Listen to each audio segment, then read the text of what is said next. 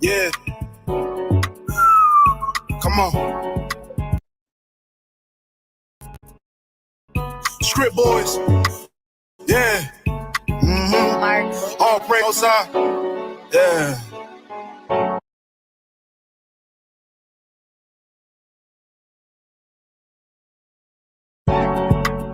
Yeah. Come on. Script boys.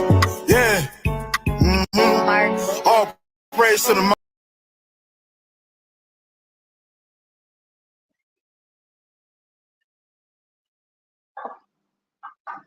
Peace, peace. I think the video stopped playing, Raymond. La F.A. I love that day.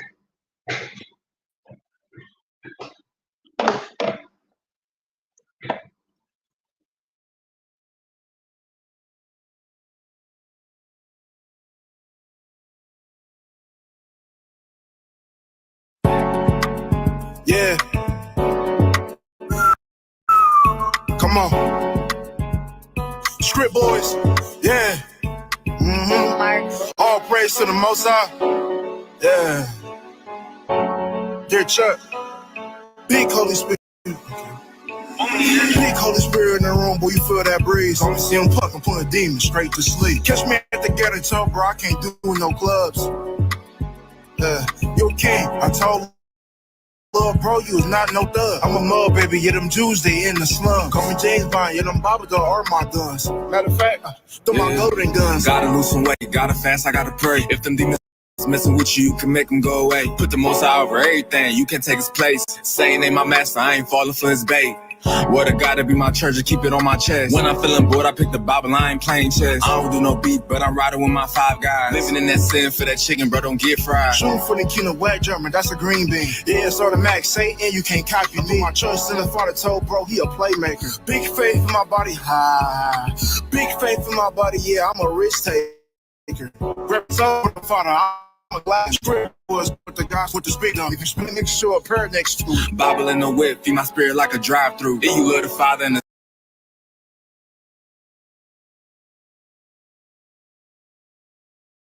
Son, you can come through. Preaching in the trenches, they the ones that really preaching in the trenches, they the ones don't really know you. Yeah.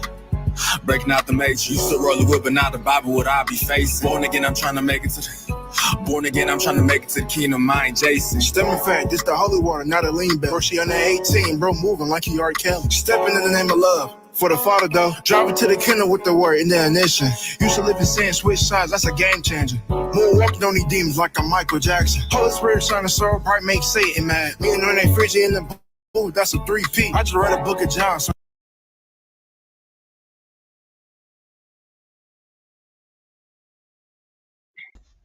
Hey, them boys was actually spitting, man. I actually be kind of impressed with a lot of the Hebrew brothers in they raps. Like they lyrics be a lot of times complex. I actually like that, man. Like it's a couple of when I was young, I used to listen to a gospel rapper named T-Bone. I don't know if you know who he is, but that was like one of my favorite gospel rappers back then. You know what I'm saying? But yeah, yeah, if you look up T-Bone, screen share and go look up T-Bone. He's a gospel rapper, and he when I was young, he was a big inspiration for me. Like I started off doing hip hop as a gospel rapper in the church. You know what I'm saying? And it was in a time where the church hated hip hop. They didn't like rap for real and stuff like that. And me and my best friend formed a group called Alpha Omega, or AO, and it stood for Always Leaving Player Haters Alone, Organized Militia, Ganging Always. And you know what I'm saying? When we did that, it was so explosive. We did a couple of openings for like what's that big dude name in gospel music, Kirk Franklin. We did a couple of shows at like Six Flags, big huge shows, man, thousands of people there. You know, that was my first experience of like being on stage. And I remember they had a music that, it was a glitch in the music, and it stopped to start skipping. Man, we made them start it back over. Man, we rocked that joint so hard. You know what I'm saying? We was touring around all the different churches rapping. It was like we was the only gospel rappers in the city or something doing it. And I'm talking about, like, they really the youth really took to it, but the older generation didn't necessarily like it. So we wasn't really getting the backing and the funding that we should have got. And eventually that caused us to resent doing the whole gospel rap thing. You know what I'm saying? We had switched over to secular rap. You know what I'm saying? But yeah, man, that's how I got my start, was in gospel rap. I'm not ashamed of that. You know what I'm saying? And that dude T-Bone, he was one of my inspirations. And the dude spits, and when you listen to him, it don't even sound like he rapping gospel. You know what I'm saying? And that was the one thing that set us apart from a lot of other gospel rappers, is that we didn't sound like gospel rappers. And that's what I'm saying about like the new generation of spiritual rappers, spiritual spitters. They don't sound like that cliche, conscious type, gospel type. It don't sound like that. It sound like, regular music. And I really appreciate that stuff. You know what I mean? The back chat be on fire. I wish more people actually did more music in the back chat and stuff like that. Cause what's the point if we're not producing something out of all this stuff that we doing? But yeah, man, I want to, like I said, I want to discuss some politics, science, religion, like whatever, you know what I'm saying? Put it on the table for people to come out and voice their opinions. One of the things I always put in the back chat, I've been putting it in the back chat for years, and it really hasn't got any traction, is the abolitionist John Brown. My question to the community is, should John Brown be celebrated in the so-called African-American community? Now, if you don't know who John Brown, the abolitionist, is, I suggest you to go look him up and understand what happened and what he did and his sacrifice. And then, you know what I'm saying? Because, as African-Americans, we do respect gangster shit, for the lack of a better word. Okay. And we respect loyalty and devotion. So when you look at somebody like John Brown, the man went completely against status quo, and he was completely anti-slavery. He put his own sons on the front line. They died. He died, and most of the people around him died, and he actually got hung because of what he was doing. He literally died in opposition to slavery. So you know what I'm saying? That John Brown is one of the pinnacles when it comes to like civil rights before the Civil War and all of that stuff. He was a pinnacle to that stuff. He was like that domino that fell down, because dude was going around organizing slave revolts left and right. He was arming. He was not just freeing them. He was trying to arm them. He was trying to arm these people, put guns in their hands so they can go liberate their own brothers and sisters and take back what was taken. Take back what was taken from them. So, me personally, I think that's enough credit and enough merit to actually celebrate his life and his death in African American culture, even though he's a white man. You know what I'm saying? So I was just about to ask you, was he a white man? Because I done pulled up this. Yeah, he's definitely a white man, and I know it's taboo in our culture to like really uplift white people, because a lot of us feel like, oh, they owe that, or you know what I'm saying. And I'm saying, like, don't nobody owe you anything. You know what I'm saying? Yeah, there he is right there looking like Abraham Lincoln and shit. Nobody really owe you anything. You see what I'm saying? So for somebody to go out of their way and to do the things that they did, I mean, to me, that's big. To me, that's big. Like, I know it's been Jews and all that type of stuff that didn't help during civil rights movements and stuff like that. But to me, this guy stands out above all the rest. You know what I'm saying? If there's one white guy that I would give credence to, it would probably be John Brown. He's the reason why I never changed my last name, which is Brown. He's the reason why I never changed the name.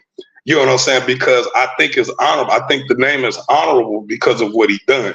And I know it's a lot of other people with the last name Brown that did, horrible things, but this particular guy didn't. You know what I'm saying? He did what we all would consider honorable. Like that. That's something big, man. You know what I'm saying? And I want the community to really chime in. And like, what do y'all think? Like, are we so conditioned into racism that we can't identify and give reverence to people who sacrificed their life for us? You know what I'm saying? Like, or have we slipped down that slope so far that we can't just give people they just dues and they respect? You know what I'm saying? Because me personally, I think it's kind of disingenuous to just write him off because he's white. You know what I'm saying? And like I said, if I was a white guy, I would have never done it. Me personally, I wouldn't have done it. I would have never done it. You know what I'm saying? I most definitely wouldn't put my children, my blood-born children, on the front line to die for niggas. I would have did that as a white man, but he did. You see what I'm saying? He sacrificed everything, and he was whacking. He was whacking his own brothers.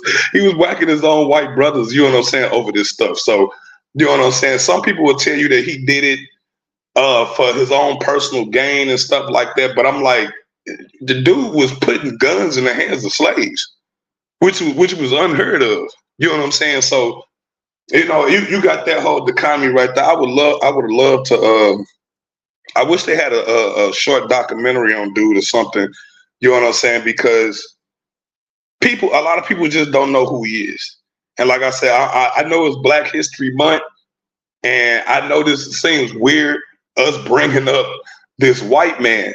You know what I'm saying? But you have to at least, nod your head, tip your hat for his effort. You see what I'm saying? So, me personally, I'm one of the people that believe that we should be celebrating dude and try to get him exonerated. All you gotta do is go read his story, and you will see that the man deserved exoneration.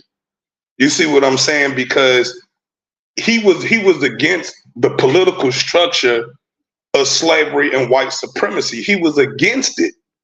You see what I'm saying? So to me right there, they basically labeled this man a heretic, crazy, all this other type of stuff, and they hung this man, and without any type of honors. You never really hear about him. You don't walk around, see no statues of him, no schools named after him, none of that. You know what I'm saying? But this is somebody who fought on our behalf. You know what I'm saying? So, I put him in the same boat with Nat Turner. You know what I'm saying? To me, he's in the same boat with Nat Turner, even though he's white. You know what I mean? So, and I'm pretty sure there's other white activists out there who did similar stuff like this, but this is the only one that really stick out to me.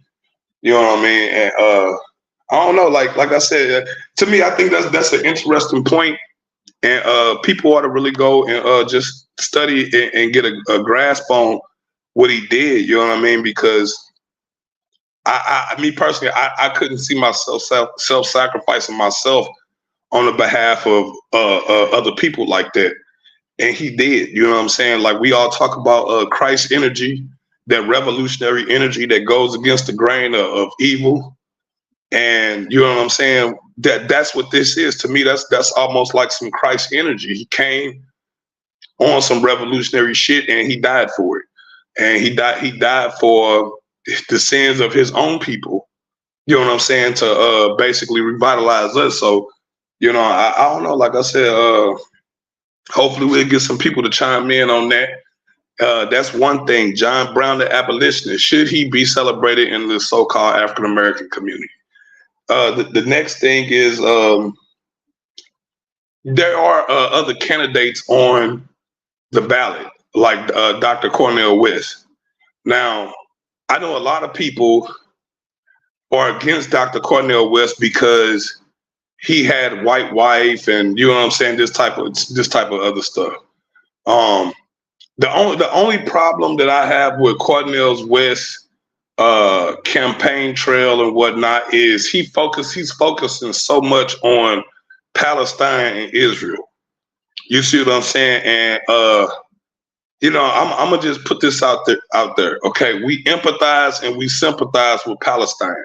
As African Americans, we most definitely empathize and sympathize with the plight of Palestinian people. But at the same time, we don't give a shit. We don't really care. We don't care what's happening over there because it's already enough stuff happening to us right here. We have no invested interest in Israel as a nation, as a people, as African Americans. We share no interest in what's happening in Palestine. We're not exporting anything from Israel. We're not exporting anything from Palestine. Palestine, as much stuff as we've been going through for the past 400 years, I haven't seen Palestine make a mark or a dent in anything when it comes to, our particular situation. But then you got brothers and sisters running around talking about, free Palestine, free Palestine, free Palestine, while you got freedom fighters rotting away in prisons right now for just telling the truth. You see what I'm saying? So Dr. Cornel West is a great man. He's always been a revolutionary. He's been around since the civil rights movement. Very smart, intelligent man. You know what I'm saying? And very iconic in African American culture. You know what I'm saying? So, keep that in mind when y'all go to the ballots, that Dr. Cornel West is actually on the ballots, but he's running as an independent, which I thought was a mistake, even though I don't particularly care for the Democrats, but the Democrats have a larger platform. You know what I'm saying? And he's an African American, and he possibly would have created the same type of surge that Barack Obama had created. He's a lot different than Barack. He's a lot more boisterous. He's a lot more radical with the things that he say. You know what I'm saying? So people need to look into Dr. Cornel West. This political season is the most comical political season I have ever seen in my life. I have never seen this type of stuff. Me personally, I'm rooting for Trump. I'm one of them black people that's rooting for Trump. Been rooting for Trump since the jump. You know what I'm saying? And I know a lot of people will sit there and say, like, the dude racist. He does this. He does that. And I don't know how much of that stuff is actually true or how much of it is actually propaganda.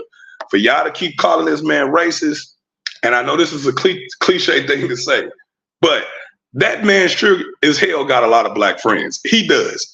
You know what I'm saying? He got a lot of black friends. He employs a lot of black people. He's actually done tremendous things in African American culture and in African, politically for African Americans, especially while he was president.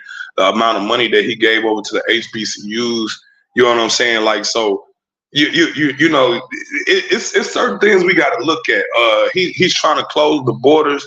I think this is me personally, I think it's a great thing. He should close the borders.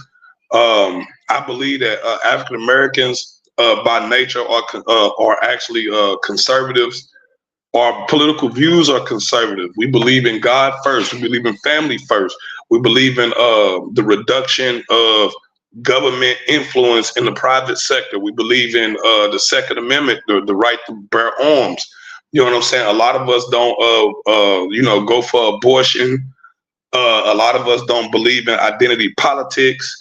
You know what I'm saying? And a lot of us honestly just want to live peaceful. So when it comes to law and order, even though we are sometimes subjugated to racist things dealing with individuals in the police force, we still all believe that there should be some type of policing going on because, look at our communities. I mean, you could sit around and say the white man did this, white man did that, but didn't no white man make you sell drugs? Didn't no white man make you carjack nobody?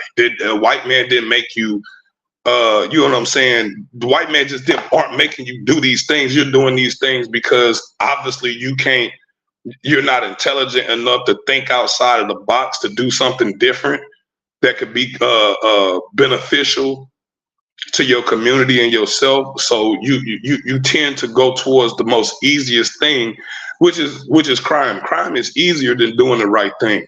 It's easier to wake up and go sell drugs. It's easier to go outside and go rob somebody than it is to work at a job, get you a tenture, get you a 401k, invest. That stuff's harder than actually going out and doing the wrong thing. So you know what I'm saying? I don't blame the system for wanting peaceful streets. I don't blame the system for not wanting violence and theft of property, destruction of property. I can't blame them for that, because as a person who owns property, a person who owns a business, I don't want my business raided. I don't want to be robbed, you know what I'm saying, just because you're too lazy to go get a job, or you don't see no other way out. It's 2024. There's so many different ways for us to create money and different incomes. If it's really that hard for you, then you need to be trying to employ some type of group economics into your situation, you know what I'm saying, to make your life easier. You know what I'm saying? Then that bleeds off into like family structure and things of that nature. We have horrible family structure. You know what I'm saying? And a lot of people will blame that on the white man, because of our family structure. But in the end of the day, it's all about your own decisions that you decide and what you actually do. You know what I'm saying? Actions speak louder than words. So if you keep saying like you want this change, then why isn't your actions reflecting that particular change? So again, when it comes to politics, I need y'all to go look into Dr. Cornel West, because that man is on the forefront. I would love to actually see Dr. Cornel West and Gary Chambers of Louisiana as his running mate. I think that would be an explosive combination. Gary Chambers is fiery. He said. I mean, you have to go look Gary Chambers up. But that man, he done advocated for equal protection of the law when it comes to like marijuana and stuff like that. He was one of the advocates trying to get that stuff legalized and things like that. So he don't really get a lot of credit. You know what I'm saying? So we need to really get into the political structure of things, because that's the one thing that our people is really suffering from. Our people are suffering because we do not have a political body. And without a body, without a political body, without a political head, you're dead to the law. That's why they call us civil amortus. You know what I'm saying? It's because we're not acting in law. You don't have proper representation. I tell people this all the time when it comes to, let's say, for instance, Ghana or Nigeria or whatever African countries that participated in the transatlantic slave trade. If they wanted to pay reparations to African Americans, does it make sense to pay reparations to each individual African American versus paying reparations to a political body that can then divvy the reparations to their people? See, that's the difference. You know what I'm saying? So like right now, we would have to go run down and chase reparations individually, which is something that you can actually do. It's really not that hard. You can actually go trace down if you had ancestors that were enslaved here. You know what I'm saying? So to me, reparations is one of the biggest issues on the table. The other biggest thing is the foreign policies. Foreign policies is really crushing African Americans right now. If you have not noticed the influx of Hispanics, Mexicans, and stuff, if you haven't seen it in your own city, you will. All you got to do is keep watching. The Democrats are going to keep bringing them people in, and they only bringing them people in to replace black people. That's the only reason why they're bringing them in. You know what I'm saying? The Democratic base is constantly shrinking because they're never making good on the promises that they put out there. You know what I'm saying? And like I said, a lot of people just don't care about the political arena in the United States. They don't care. But then you'll want to complain about it. You see what I'm saying? So it's either we're going to create our own political system and empower it, or we just gonna sit here and wait for handouts and whatnot. You know what I'm saying? Like, cause that's what it's all boiling down to. I'm not a person that necessarily believes in separation. What you want? I don't necessarily believe in separation. I don't necessarily believe in integration. I believe that if we need a place where if you want it to be all black, you can go here. This is where it's all black. This is where it is. If you want all white, here it is. This where it is. But if you don't care about the whole black and white thing, you can be here. You know what I'm saying? And all three sides have equal opportunity when it comes to economics and growth and the access to resources and stuff like that. You know what I'm saying? So again, in our own communities, if we're not willing to build infrastructure in our own communities, if we're not willing to fund our own liberation, then we're not really trying to be free. We're not really trying to generate this process that gives us progress. You know what I mean? So I do believe that the church plays a big part in that, because a lot of the African American churches do persuade their congregations to vote Democratic. You know what I'm saying? Even though the Democratic Party has basically let us down for the past 50, 60 years, they have.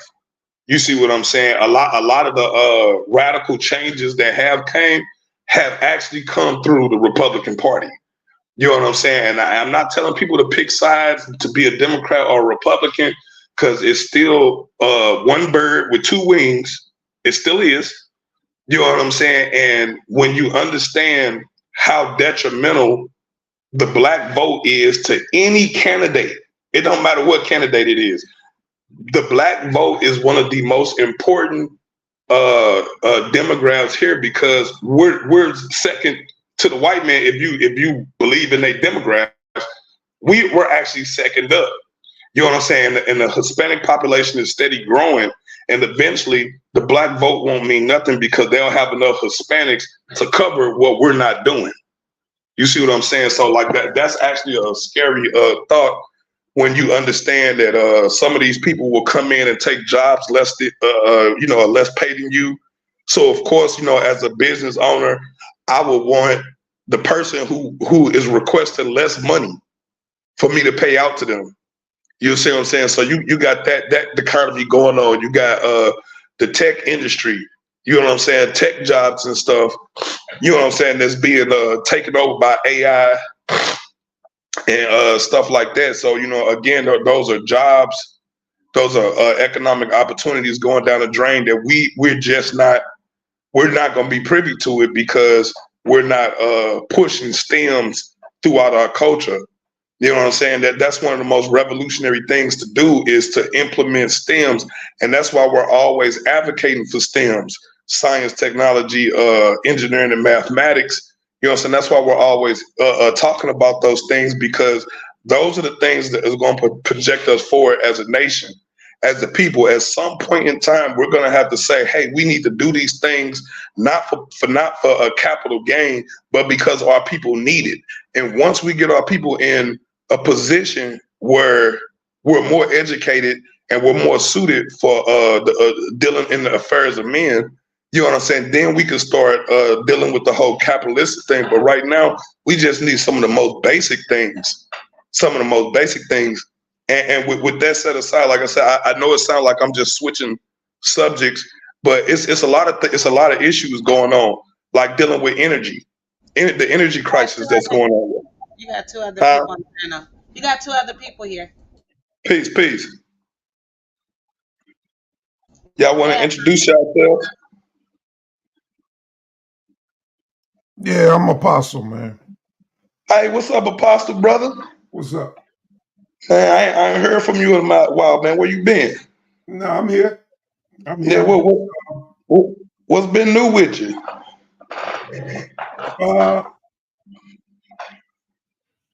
Well, right now, what's new with me is this energy that you're putting out, man, and you did a lot. I like to respond to a lot of it, especially Oh, like please do.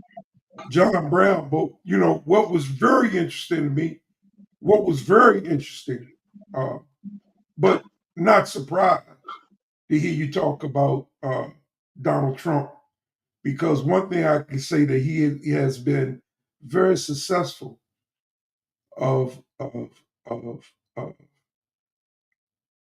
convincing uh, our folk anyway uh, that he's not a wolf in sheep clothing, but he's actually good for us. When him and his father throughout the 60s, 70s were the worst slumlords coming out of New York and New Jersey. Uh, Travesty. I mean, it's all there. Um, Now that bits and bits of truths are coming out, of course he's stopping it from coming, you know, because he's running the same game that he's always been running. But in '06, was it '06? Not '06. Uh, January the 6th, uh, 6 police officers lost their lives in Washington, D.C. From Capitol Hill Police to, I think, one Metropolitan Police. Another young lady lost her life. I think a total of 8 people lost their lives because of that insurrection, a coup d'etat. And he is still, even though he had ample opportunities in court, his own people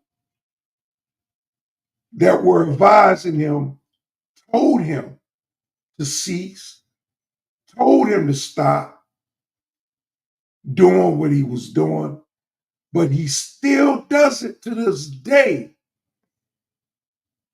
Incite people by fabricating a lie that the election was stolen from him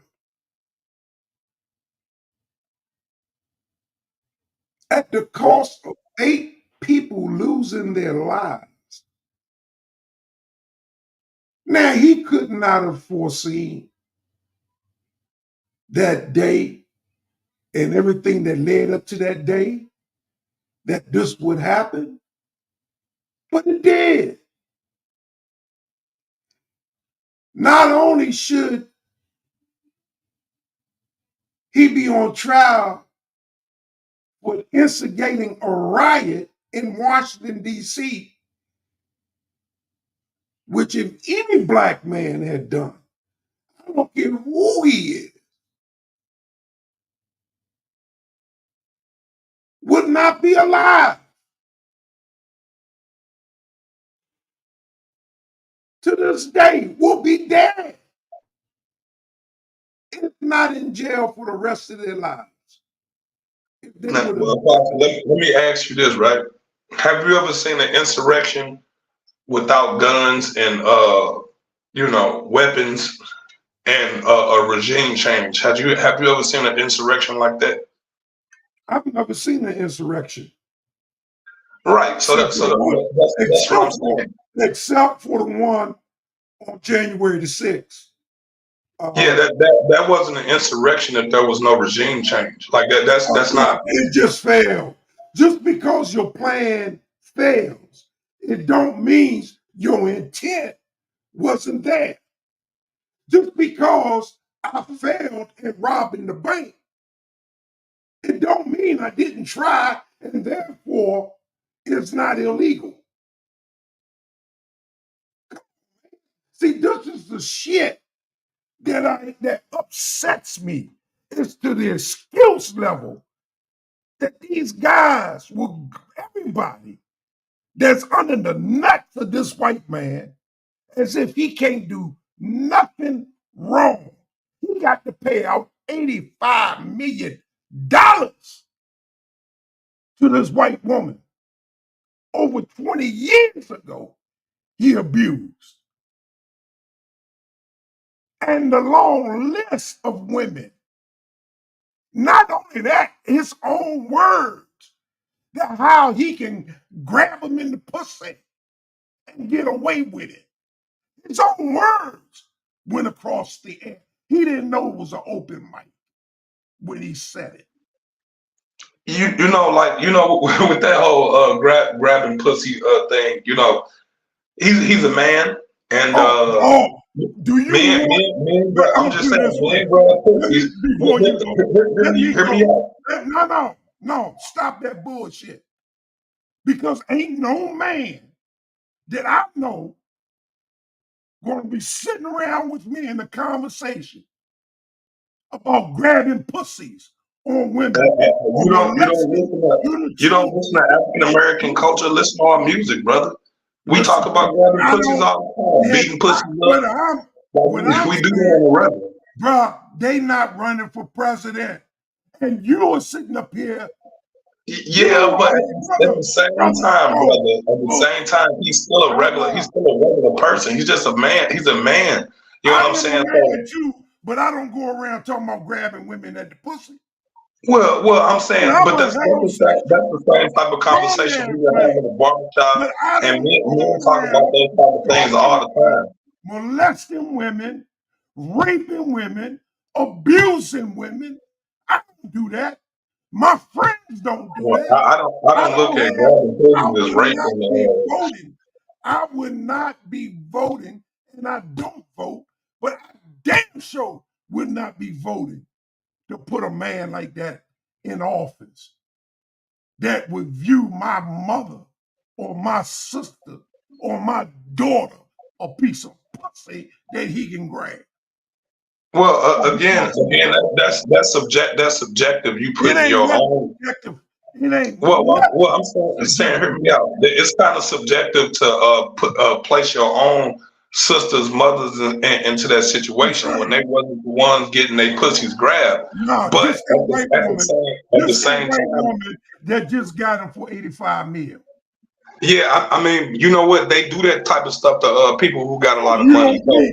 You believe he all I'm saying, brother, is what you're talking about is something that African American men do on a regular basis. Those are things that white men do on a regular basis, and those are things that women allow other men to do them. I don't. Brother, when you come on saying the things that you said today, you can expect the scrutiny. So I ain't got no problem with that. I just want to look at things logically and not have a witch hunt.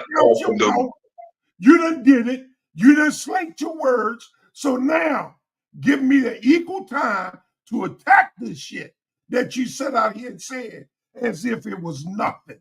Just something simple, meaningless, and you just talking about putting that bitch back in office. You're talking about putting them back in office when he shouldn't have never got there. If it wasn't for Barack Obama, there would be no goddamn Donald Trump. It's just that these white folks. Well, I wouldn't say that. Donald Trump been this ain't the first time Donald Trump tried to run for president. He tried to run under the Democratic Party at one point in time. So like he's been around before we even knew who Barack Obama was. Since Barack Obama won office, the white majority voting has quadrupled. They will never let it happen again. That's the reason why Donald Trump won the first time. Because that was white anger. Because of Barack Obama. Well, I mean, let's keep it a buck.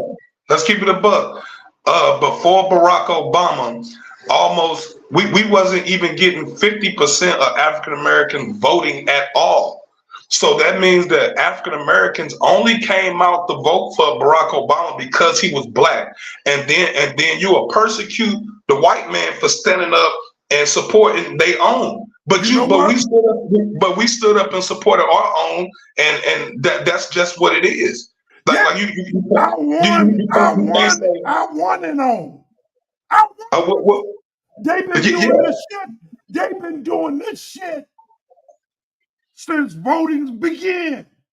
Come I to understand find that, out, but I want Barack you. What I'm Obama, trying to get you to understand no, is brother, and to come to find out, Barack Obama is one of theirs. He's goddamn George Bush cousin. right. What So you talking about? He's kin to like Abraham. even what you're He's saying kin is to Abraham Lincoln. again Okay? like what you're He's saying. What you're kin saying. to Queen I need you Elizabeth. to understand what you're actually saying because Barack Obama being George Bush's cousin mean that they still all in the same arena.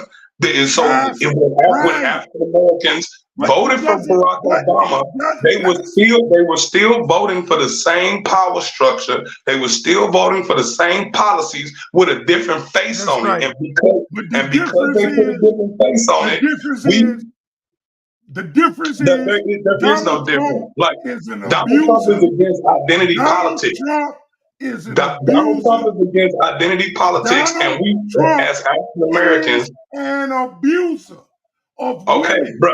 brother, Donald Trump I want you to understand is this because an individual that broke the law. what you saying is the cliche thing that people say when they just against it. But then when you start looking at the facts that's on the table, you know what I'm saying? It start painting a different picture. Okay, Again, let me listen, just African calm down, Americans. because you're not going to allow me to respond, even though Well, you just you've sat been here responding the whole time. and You just diatribe. been talking, You dude. want to keep interrupting me. Hold on. Let him talk. Let him get it in. You did a whole diatribe, and every time I try to get a point in, you're gonna constantly interrupt me to lessen the blow of all that bullshit you was spewing. But nevertheless, it's your bullshit, and I'm gonna give it back to you. I just want to let you tell me all the legislation that's been passed in the last 30 years. And I'm not a goddamn Democrat. I used to be, but I stopped voting after Barack Obama. Okay? And haven't done it since. However, you said all the legislation that was getting passed in the last 30 years has been because of the Republican Party. And I want you to name. That's not what I said. I said a lot of No. That is what you said. Compared to the Republican Party and the Democrats, the Republican Party, the Democrats ain't done shit. The Republican Party's been doing it all. That's what you said. So I want you to name 5 goddamn things. 3. Benefit. well, one of them. Hear my question first. Hear my question. That benefited the so-called black man in America. Right. One of those major things is. Can you wait till I ask the question, man? You just asked me a question, brother. I did that. I'm not finished asking the question. I want to make sure you understand the straight. Give me 3 things. Well, I understand English. I understood what you asked me, and I was going to answer it. You haven't understand it because I haven't finished. But for some reason, you want to interrupt even my question. God.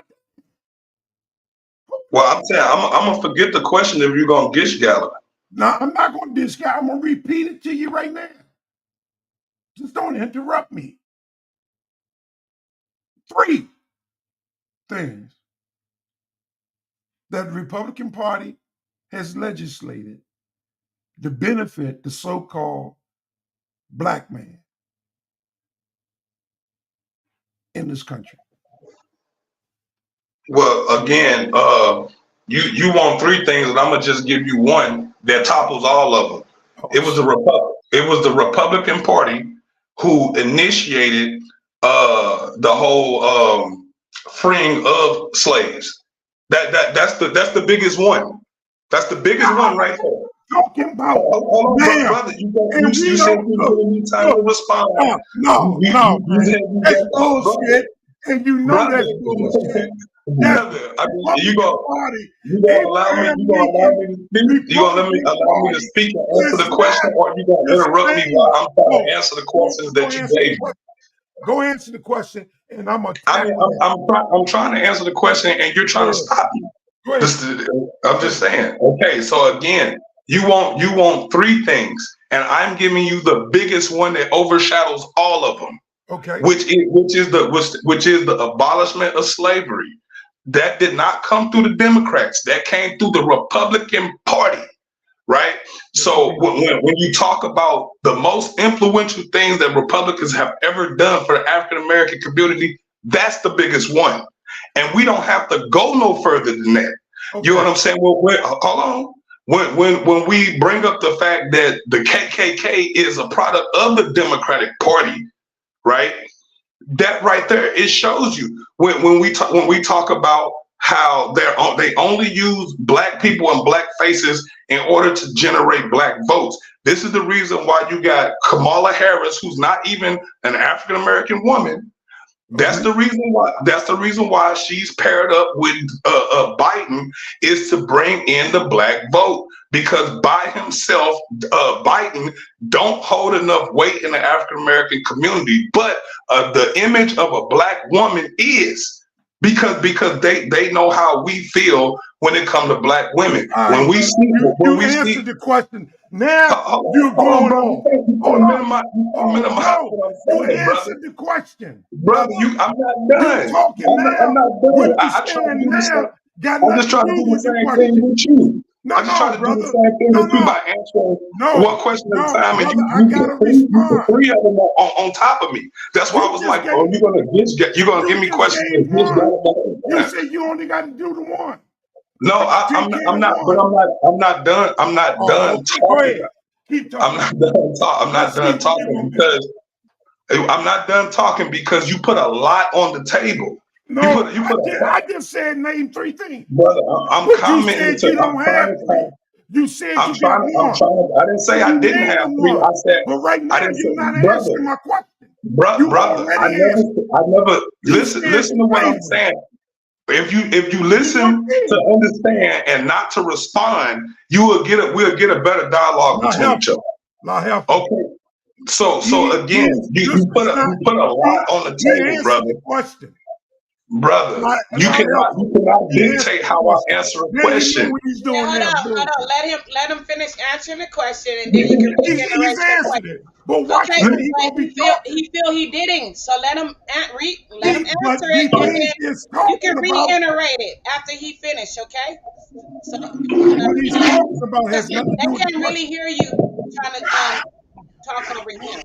Okay, so. Okay. Yeah. He's not answering the question no more. He's talking about other stuff. That's all. My question had in his answer, if he's talking, that means he's continuing answering, regardless of whether he's talking about other stuff. This is his answer. So you have to wait till he complete his answer. Regardless of his answer is 20 minutes. Okay. That's what I'm trying to tell you. Okay. Well then, come on, Apostle. Go ahead. He's trying to reiterate his answer. So go ahead. Let him.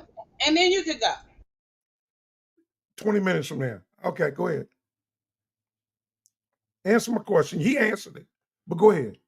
Yeah, give him some time because, people be feeling the same way about you. So it's like, and you don't feel this way. So just give him enough time to, get it out. And then, y'all can both build together. Okay. Y'all was doing good until you disagreed with Donald Trump. Okay, so.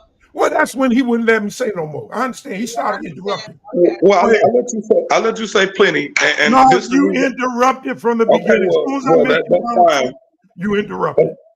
That's fine. So, like I said, this is the reason why when you have a discussion, you want to deal with one point at a time. You don't want to put a bunch of stuff behind one point that you're making, because now I got to address all of the things that you had compiled, which is called Gish Galloping. I asked you one question, man, and brother, you asked several questions. No, you I asked did several not. questions, and you made one brother. Question. Now, if you can't agree with that, brother, it's okay for us to disagree. No, calm down. No, I asked you one question, brother. Don't lie on me. No, you okay, brother. You said you didn't just say a question.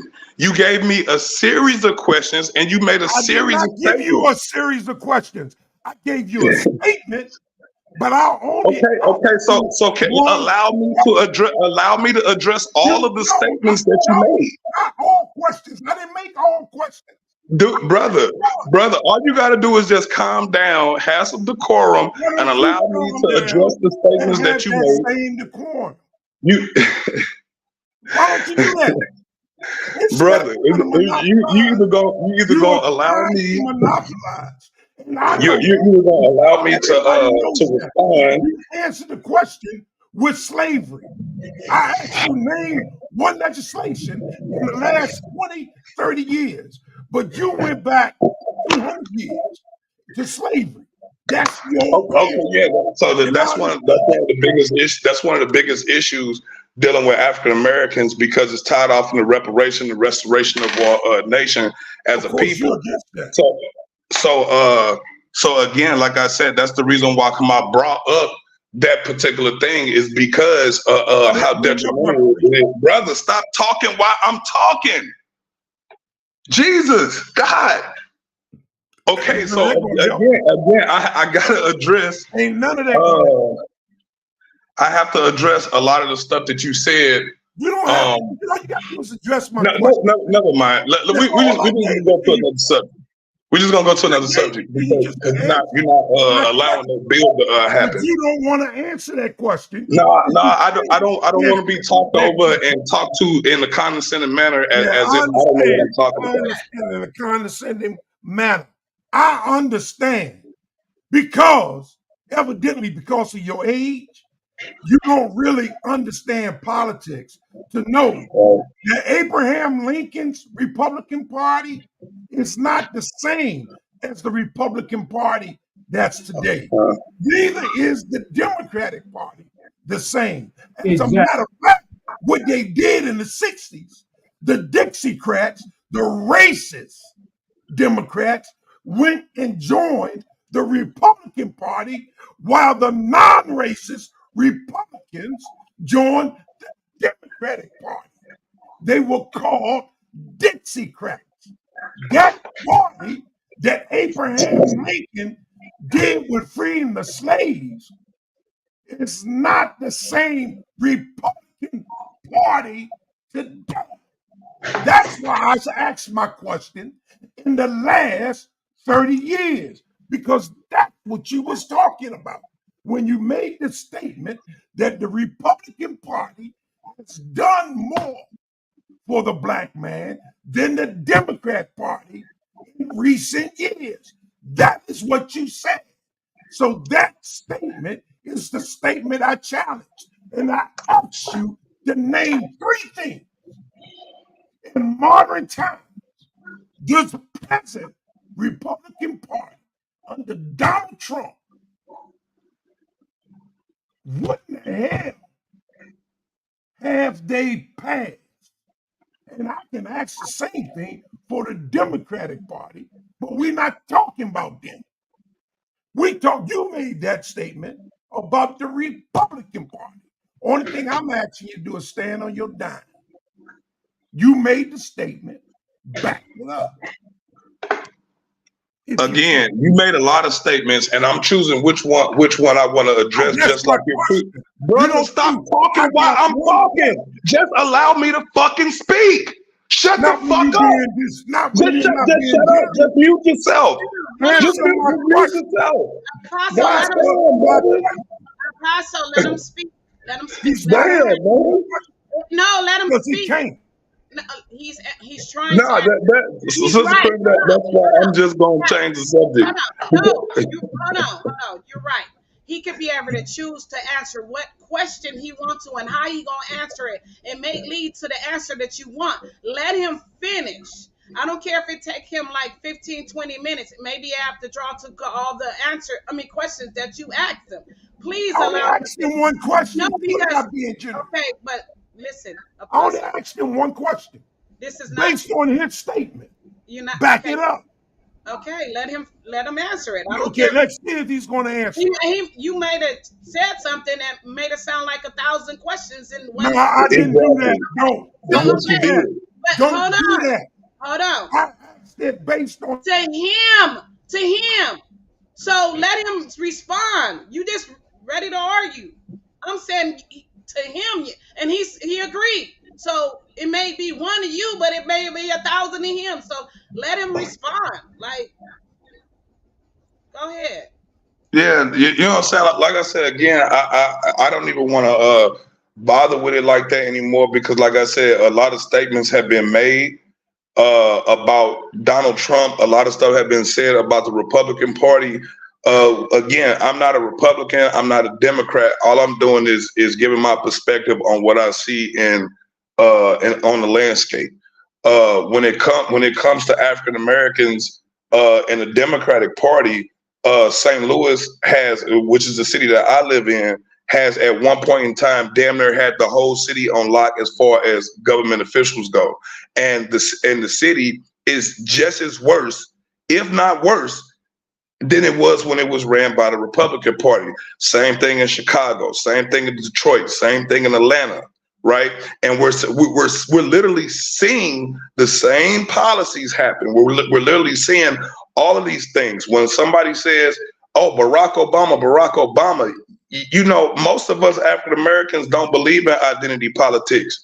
But that same person that you're praising is the same person who legalizing same-sex marriage. He was the same person who spearheaded the whole LGBT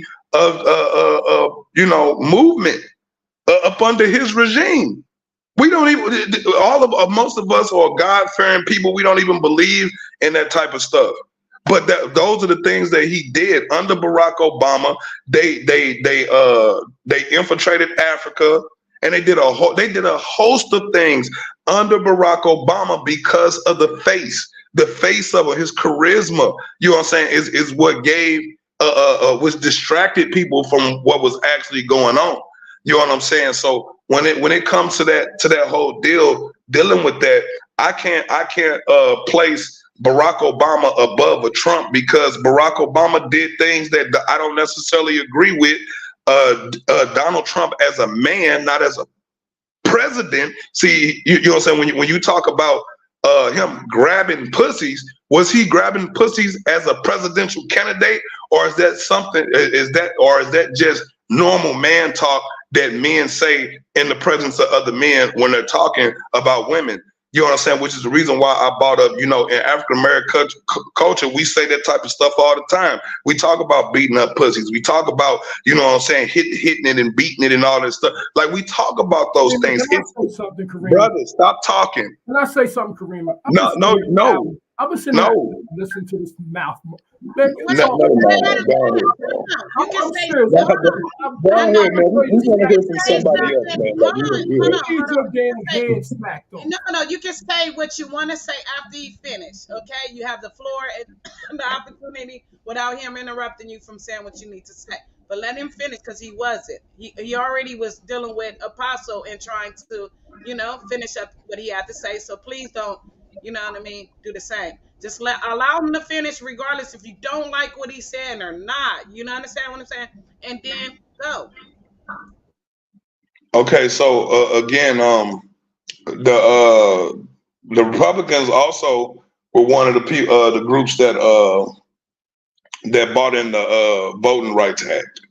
You know what I'm saying? So there's another thing that the Republican Party has done for African Americans. If it was up to the Democrats, you wouldn't even have a voice in this whole political arena. So that's a goddamn lie. Oh man, that is, man. You're gonna sit here and say that the Republican Party. Well, you could have waited and said that's a goddamn lie. No. That I'm gonna tell you, that was a goddamn. You being rude because I'm asking y'all, not him. So you're being rude. I don't care if it was a lie or not. I just asked over and over. You just wait to say that. Yeah, and I meant to say it. I'm sorry, but when somebody outright, no, you still talking. And I'm telling you to stop and let this man finish, because y'all ain't doing nothing but making them start all the way over. Y'all don't even realize that. Like, stop it. Let him continue so he can finish, and then you can say what you want to say. Because I'm asking you, and you said fuck what I'm saying, and now I'm gonna get disrespectful. Because you being disrespectful to me, I'm asking you to stop. Yeah, so like I said, over and over. Come on, it don't make no sense. So like I said, it's a lot of things that the Republican Party has done that has been beneficial. It's some things that they've done that hasn't been beneficial, and that goes for both sides. But right here in 2024, we have to look at what is most beneficial for African Americans right now. One of the things that they're against right now is the centralization of a cryptocurrency. He's against that. I am too, and the rest of us should be too, because that's not going to benefit African Americans. He's also talking about immigration reform and our immigration policy dealing with foreign relations and whatnot. That also affects African Americans as a people dealing with economics, jobs, opportunities. You understand what I'm saying? When they talk about energy, drill baby drill, when he's talking about that, again, that deals with your pockets. You know what I'm saying? How much money you're paying in gases. I mean, just look at when the Democrats are in, how high the damn gas prices are. Look at it. Look at the inflation. When you start looking at the inflation and just start seeing, you know what I'm saying, the scope of things, it's really clear that, okay, I agree with the reduction of government influence in the private sector. That's a Republican, that's a conservative Republican idea. Your family first, God first. That is a Republican idea. You see what I'm saying? And we all believe in family first. We all believe in God first. You see what I'm saying? We all believe in the Second Amendment. All of us do. You see what I'm saying? So when you talk about the Democratic Party, which is the party that is pushing LGBTQ, X, Y, and Z agendas, they're the ones who got transgenders in your schools. You go in the bathroom with your children. They're the ones who putting letting men, transgender men, in women's sports, and that's them. That's them. So again, in the end of the day, I got to deal with what is better for my pockets, what's better for my family. In St. Louis, we have a very high murder rate, one of the highest murder rates in the country, right? One of the most volatile cities in the country. And I noticed that when Republicans are in, it's less. I mean, you know, y'all can say no, but this is what I see in my own city. When it comes to actually helping out the people. Anytime we've had what they call them, like stimulus checks and stuff like that, a lot of times they come to the Republican Party. Those stimulus checks actually helps us, you know what I'm saying, and you know what I'm saying, as a people. And I'm not saying that it ain't a Trojan horse, because it is, and it possibly could be, but those things still help African Americans. You know what I'm saying? When it comes to the whole HBCUs and stuff like that, they have done a lot when it comes to that. You know what I'm saying? Versus the Democrats, Biden talking about he gonna eliminate student debts dealing with HBCUs. Shit never happened. You know what I'm saying? So when you get a political candidate that is not making good on their campaign promises, you have to look at those people sideways, irregardless of what party it is. You know what I'm saying? So again, when we look at politics, you can't look at it from an emotional standpoint. You have to look at it from what is beneficial for you and your community. What agendas have they put on the table for you and your community? Because that's ultimately what's going to affect us. Not what happened thousands of years ago, hundreds of years ago, or what even happened 50 years ago, but what happened right here, right now, what we're dealing with right now in present time. So, you know, I yield the floor, bro. Hey, Benny, I'm going to let you go. Just let me respond real quick. Because he just evidently he doesn't know anything about politics. Biden is the president. Biden's legislator about the student loans was shot down in the House, which is Republican controlled. They shut it down. Biden put forth the legislation to forgive the student loans. The Republican Party shot it down. Then you said, speaking about the Second Amendment, we all, Republican Party, we put God first because we believe in the Second Amendment. The Second Amendment ain't got a goddamn thing to do with God. It's the right to bear arms. Evidently, you don't know. All I need to do is let you talk. Because the more you talk, the easier it is to figure out that you don't know shit when it comes to politics. I don't know how old you are, but my son, my oldest is 42, and my youngest is 26. You sound like my 26-year-old who don't know shit. My 42-year-old knows a little bit because he's been listening to me longer. But that's who you sound like. You need to learn. Take notes because you don't know shit about what you're talking about. Right now, we got a Democratic Party, but a majority Republican Party in the House. They control politics. The House, not the president. And fuck a goddamn Barack Obama. I care nothing about him any more than I care about Trump. Neither one of them need to be president. I don't give a shit about that Democrat, Republican. These white folk don't have nothing to do with you. I don't care what party they're in. Go ahead, Benny. This is unbelievable. It is, man. Another black man without a plan. You got a big mouth, man. You sound like a big mouth country bumpkin. I don't know where they found you at. You can't stop talking. You talking about nothing. And like I said, I sit back and I listen for a while because I know eventually you're going to talk yourself into a damn hole. You sound like an agent to me. You're poisoning our community. Coming around here with that nonsense. You sound like poison to me. You sound like somebody they paying off to go in the community and to try to get votes for the Republican Party. And I don't care what party you vote, you belong to. I'm not a voter. You in here telling everybody how powerful the black vote is. Who cares? Let's look at the statistics.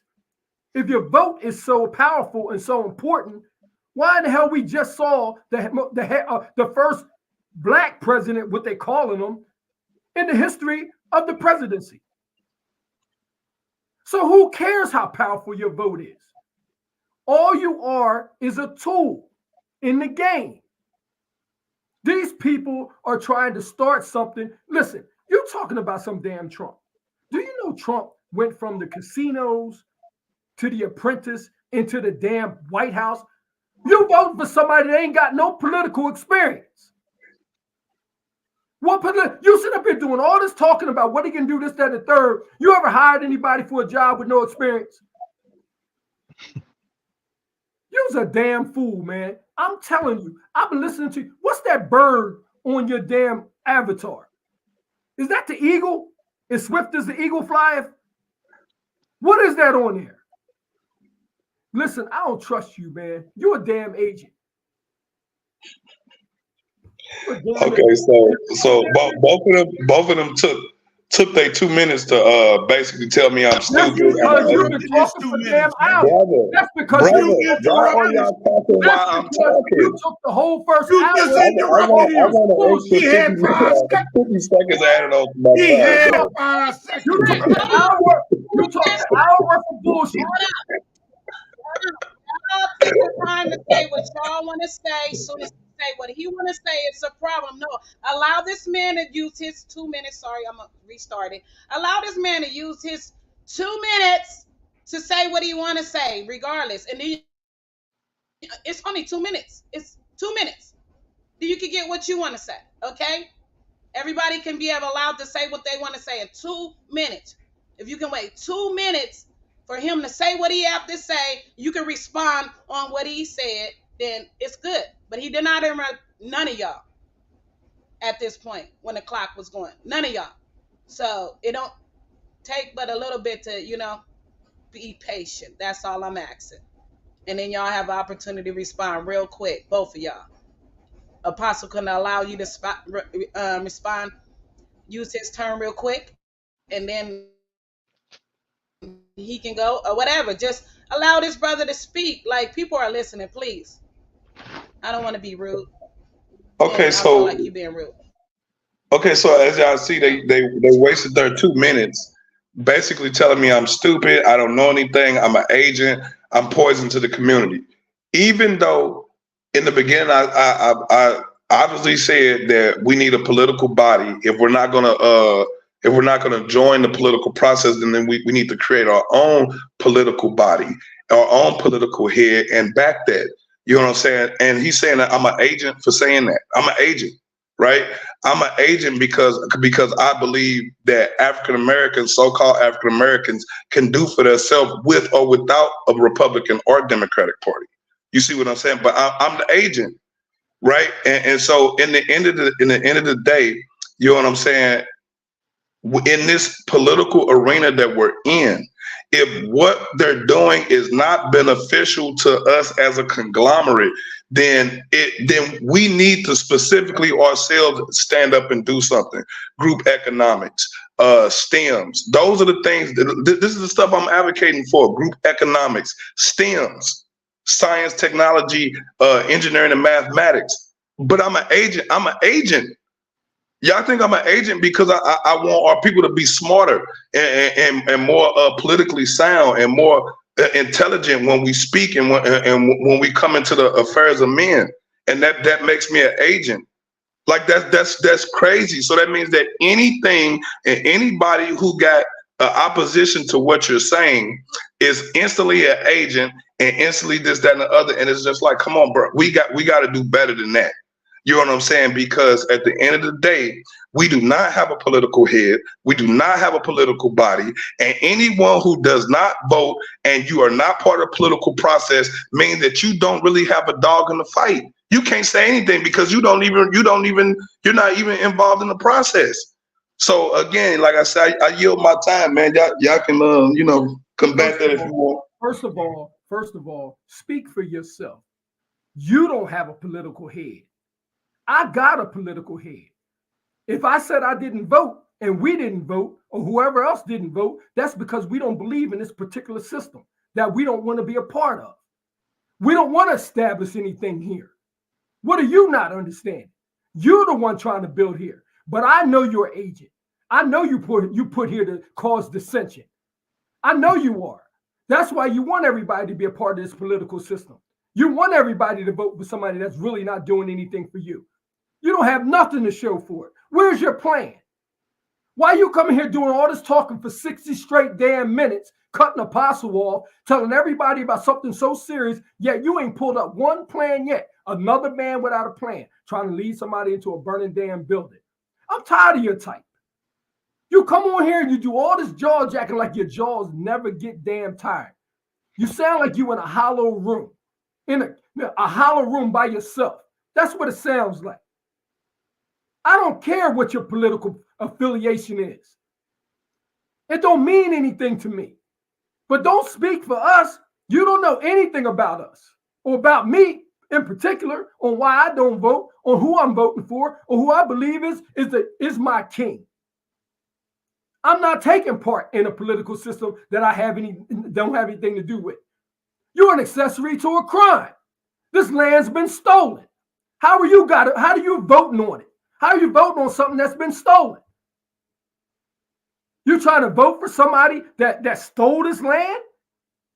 You gotta be kidding me. You doggone right, I think you're an agent. You sound like it to me too. You sound like you've been put here to just cause dissension, have people lead people into a burning building, give them false information, false hope, and you ain't got no plan. Pull out your plan the next time you come here and start talking about all this political nonsense you're talking about.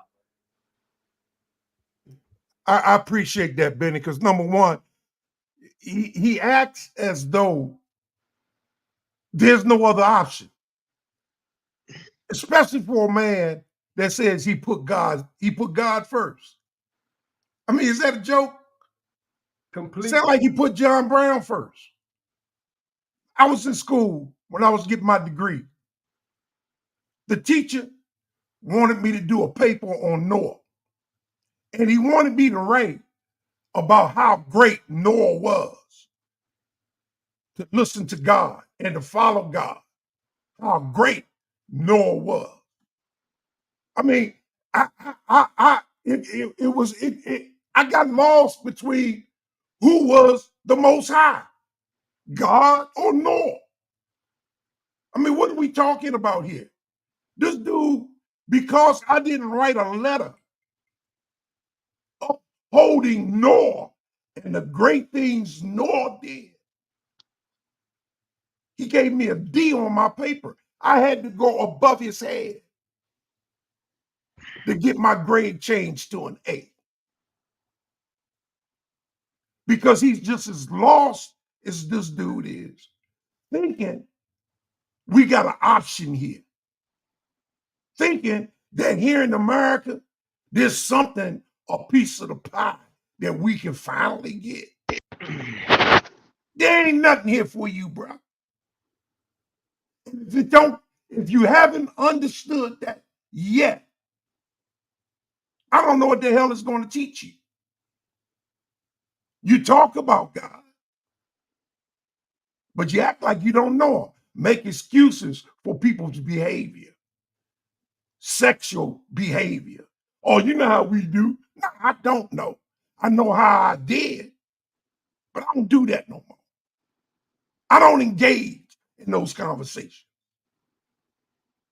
about abusing women. We got again, like they said, dude came on here and just told y'all I'm a man without a plan. And then I just pointed out group economics, our own political structure, and STEMs. To him, that's not a plan. Science, technology, engineering, mathematics is not a plan to him. Group economics is not a plan to him. Forming your own political body is not a plan to him. You see what I'm saying? And then it's like, oh, we already got our own political head. Really? Who is it? What is the political body? Where can we find the leadership, and how do we interface with that leadership? You know what I'm saying? What is the structure of your particular political party? You know what I'm saying? Because we live in reality right now, and we don't see any representation for our people outside of people who are running for office. So again, if you have a political structure and it's viable for our people, if no one knows about it, it doesn't exist to us. So again, STEMs, science, technology, engineering, and mathematics is a plan. Group economics is a plan. You know what I'm saying? So I need y'all really to grasp what I'm saying and not what you feel like I'm saying. Science, technology, engineering, mathematics. What do you have a problem with it? Group economics. What do you have? What problem do you have with that?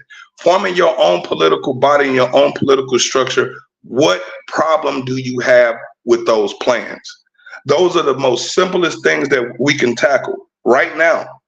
Choosing our own leaders, choosing our own political structure. We can do those things as a people. So again, I form those questions, and I love to hear answers to them. let me say something to you, man. Let me say something to you. The same thing I'm gonna say to you, I said to El Yah. And I was right about El Yah, and I'm right about you too. You're a man without a plan. I explained to him, if I wanted to do what you're talking about, the way you're describing it is the last way I would go about it. I read a book that I keep telling everybody in here to go read.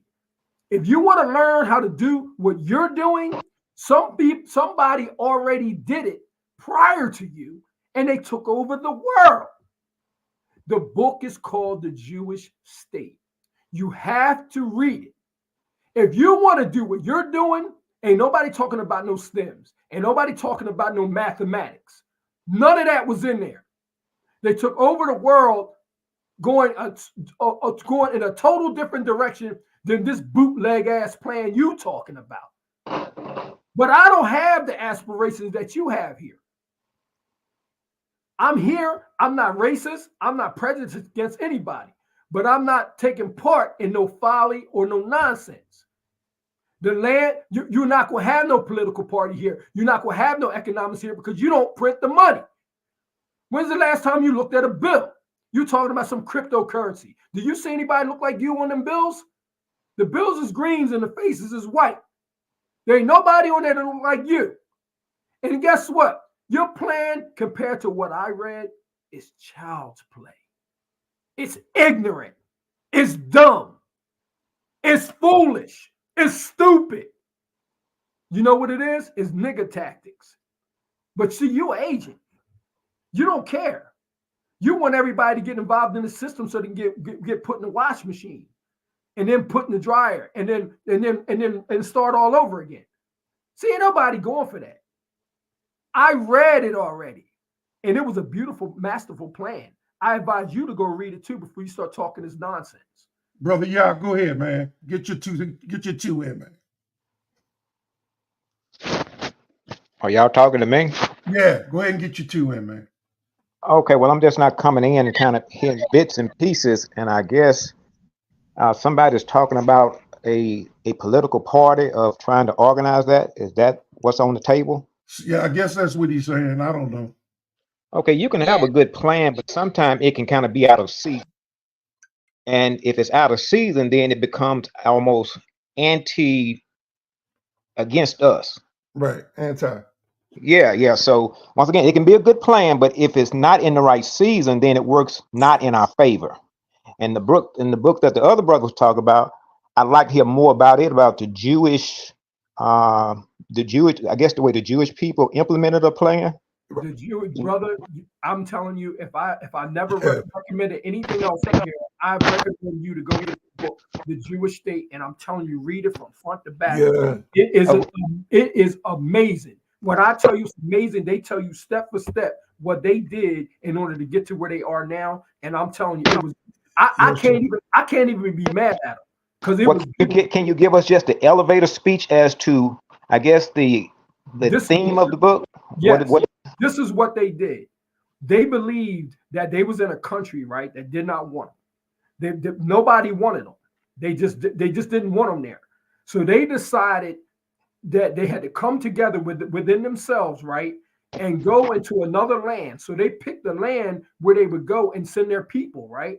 They sent the poorest people first to go into this land and kind of like take it over, or kind of like be a burden on them, right?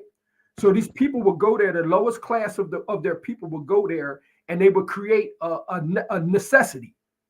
Then the middle class, they said the next people was the middle class, right?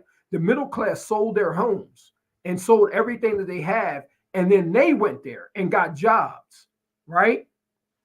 Then after that, the upper class people that was able to financially back them was backing them from another country while they was in this while they was all the way in another country. So they created economics and a demand, and then came the businesses. Then the businesses came. And now the businesses are there. The bank's not even there yet. The people that's financing them is not even there yet.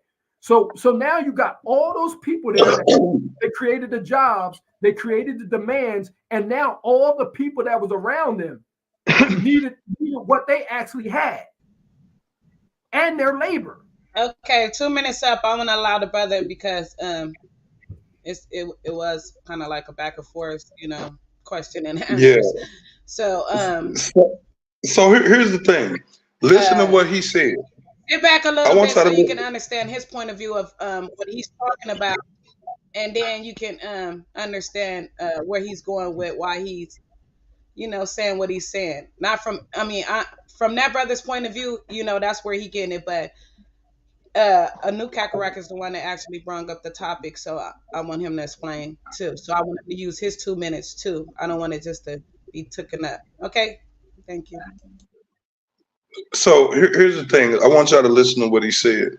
He said they sent their poorest people in to basically destabilize this country or this nation, and then they sent to the middle class and had them sell all their property, and then they went in there and got the jobs. And then the richer class came in, who was funded by the nation that sent them. We don't have no nation that's funding us. There is no nation funding us. And our middle class, what is that? And our poor people are already running around destabilizing things. Okay, so again, that sounds good coming from a people that have land and have money and have resources. That sounds great. We're not in that position to even think on that level. So before we can even get into destabilizations of governments and things like that nature, which I'm against, we have to deal with economics. We have to deal with science. You have to deal with technology. You have to deal with engineering and mathematics. There is no economics without mathematics. There is no infrastructure without engineering. None of that stuff exists without STEMs. So again, group economics. What is group economics for? For funding. That's what group economics is for. Funding. And funding what? The political party. That political party is your vehicle, is your avatar to interface with other nations, other governments. So without that political structure, all of that stuff you're talking about will never come into fruition. Those people had political parties. They had a political agenda as a people. That's what politics mean. Half of it is people, policies. You understand what I'm saying? So you have to take those things into account. He didn't hear a word I said. He didn't hear a word I said. And this is the problem with our people. I said that they was in a place that did not want them. They didn't own the land. They were in a place that people did not want them. And they did sort of like Chinese people do when they come here and go in and create Chinatown and create their own commerce. They have their own banks. They only do business with each other. And they create their own economy. I said this was what was funding those people that left to go to another place. They were all on one accord. They were all on one accord. And as much as they took over the world like this. So as that brother just asked right there, am I a follower of them? No, I'm not a follower of them. But I'm talking about the plan. The plan absolutely was 100% a success. You have to go and read the book. The way they did it, the way they all sourced their money, they have to do something that Black people have never done before. And they may never do it. They got to all rely on one another. They was all on one accord. When those people left, they left and knew they was going to struggle. They took one for the team. How many of us are willing to do that? They took one for the team. And then they followed. It was a plan in succession. And I'm telling y'all, you got to go read this book, man. I'm telling you, read it from front to back. It's ingenious. And I couldn't believe that they did it like that. I wanted to know how they did it. And then they lay it out. They lay it out how they did it, step by step. And it worked. And you can see they're over there right now. They own all of our banks. They own 96% of the media. It was an absolute success. And then what they do? They got one of the best allies with the biggest gun. And who is that? America. Exactly. Great Britain. Exactly. Well, one thing I would like to point out, if you look back in the 1960s when we had what was called segregation, we had what appeared to be our own stuff. But just as soon as we were offered the opportunity to go somewhere else, we left our own stuff. Now, if you were to offer that to other groups, those other groups would recognize, yes, we have the ability to integrate, but we want to be amongst ourselves. We have a sickness that we've never addressed yet. We don't want to be amongst ourselves. Until we address that sickness we have, we will never be able to come together like those people that you're talking about. So that's what I try to do, at least bring us to an awareness that we have been taught certain things about ourselves that make us distrust ourselves. So that unity that you're talking about, we cannot achieve that until we first of all do self-analysis and then start doing self-repair work. Yeah, brother, let me add to this right quick, because in the 60s,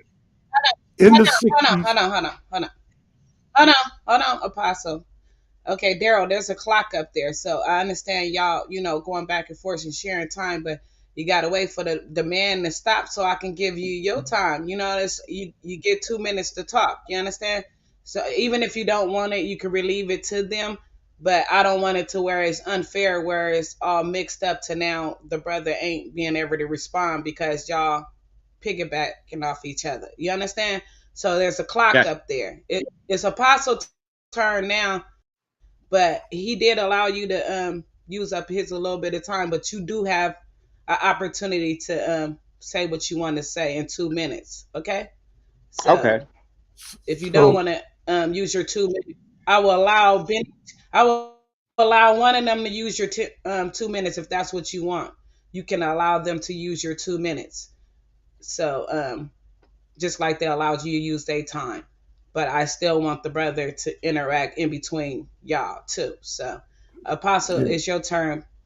And then I'm allowed Daryl to go if he wants to. If not, I'm allowed Benny to use that time. If not, I'm allowed Anu Kakarot to finish up what he's saying. Thank y'all. Yeah, I just wanted to build off of what y'all just said, because in the 60s, what we had also going on, we had agents. All skin folk ain't kinfolk. And we had plants strategically placed to misdirect us and to mislead us of first importance, what we needed. We could have had it all and still maintain our sovereignty. We could have had equal rights to education, but still maintained our independence. But we were willing to sacrifice. We thought it was so important that we work with these people, be accepted by these people, even conform to these people. Let's not forget about our hairdos, the bleaching globes, all this stuff that we went through to immaculate ourselves, to be accepted by them. Can a leopard change his spots? I think not, but we damn sure tried. And that was our problem. We didn't understand self-importance, and we don't understand it today. We have a God that's willing to lead us, but we don't want to follow him. Because we got this right now policy thing that we want to be accepted still. We still want to share a piece of the pie, when understanding the pie ain't for you. The sun ain't even equal.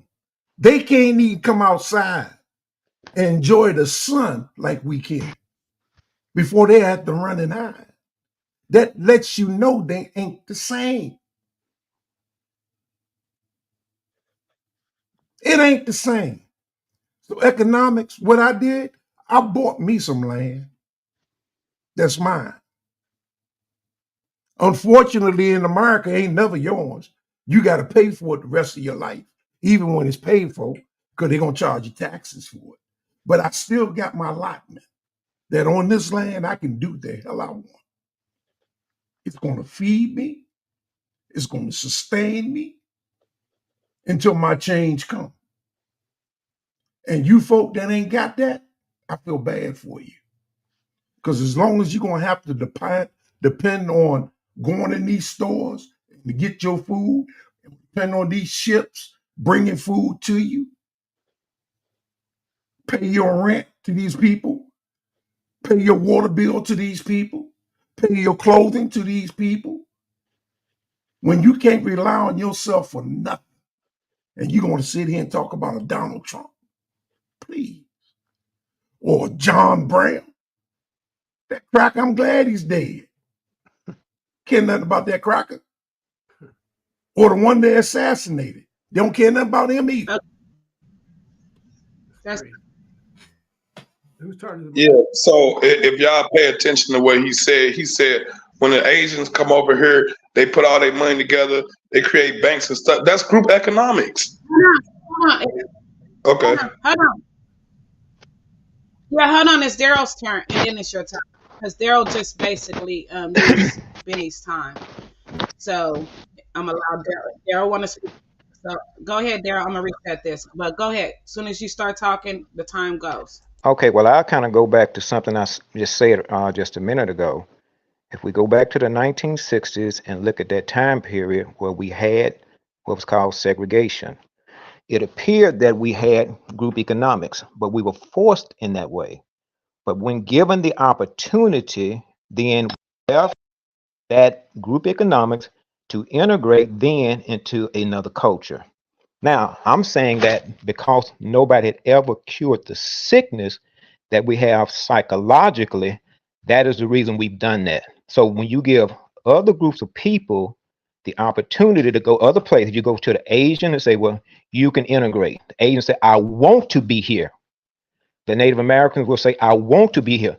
But Black people, because we were forced to be there, it appeared that we wanted to be there. But in actuality, we didn't want to be there. Well, how do you come to that conclusion, y'all? Because look at us now. We wanted to be around white people because they gave us a perception that being around them would be better. And I'm saying until we address that, we'll forever be going through this loop or cycle that we're going through.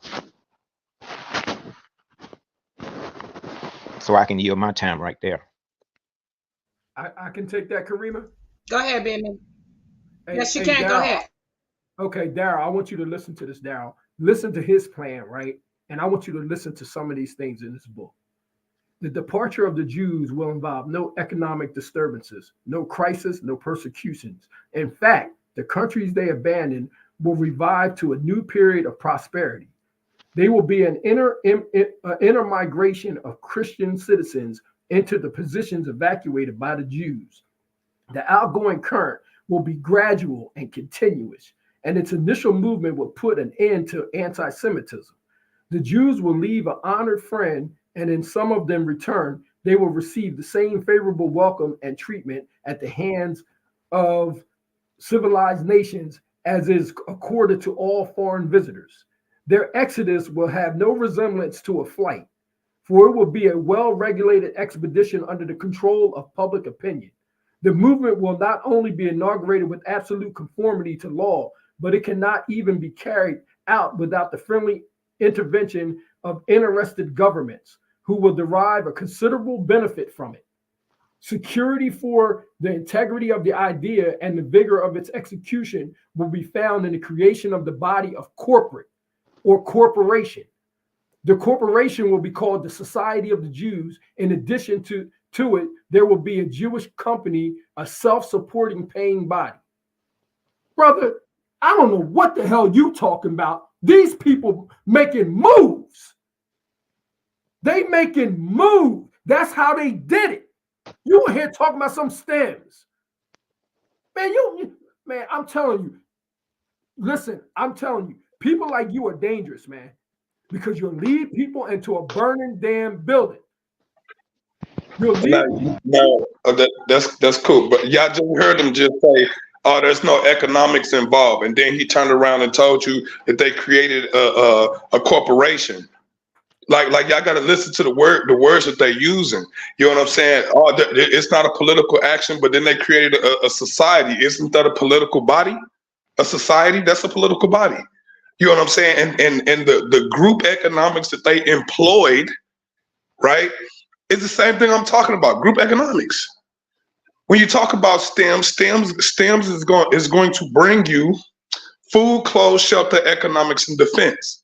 That's what STEMs brings you. Food, clothes, shelter, economics, and defense. Agriculture. You can't have agriculture without engineering. You know what I'm saying? You can't have that without mathematics. You can't have that without science. You can't have that without technology.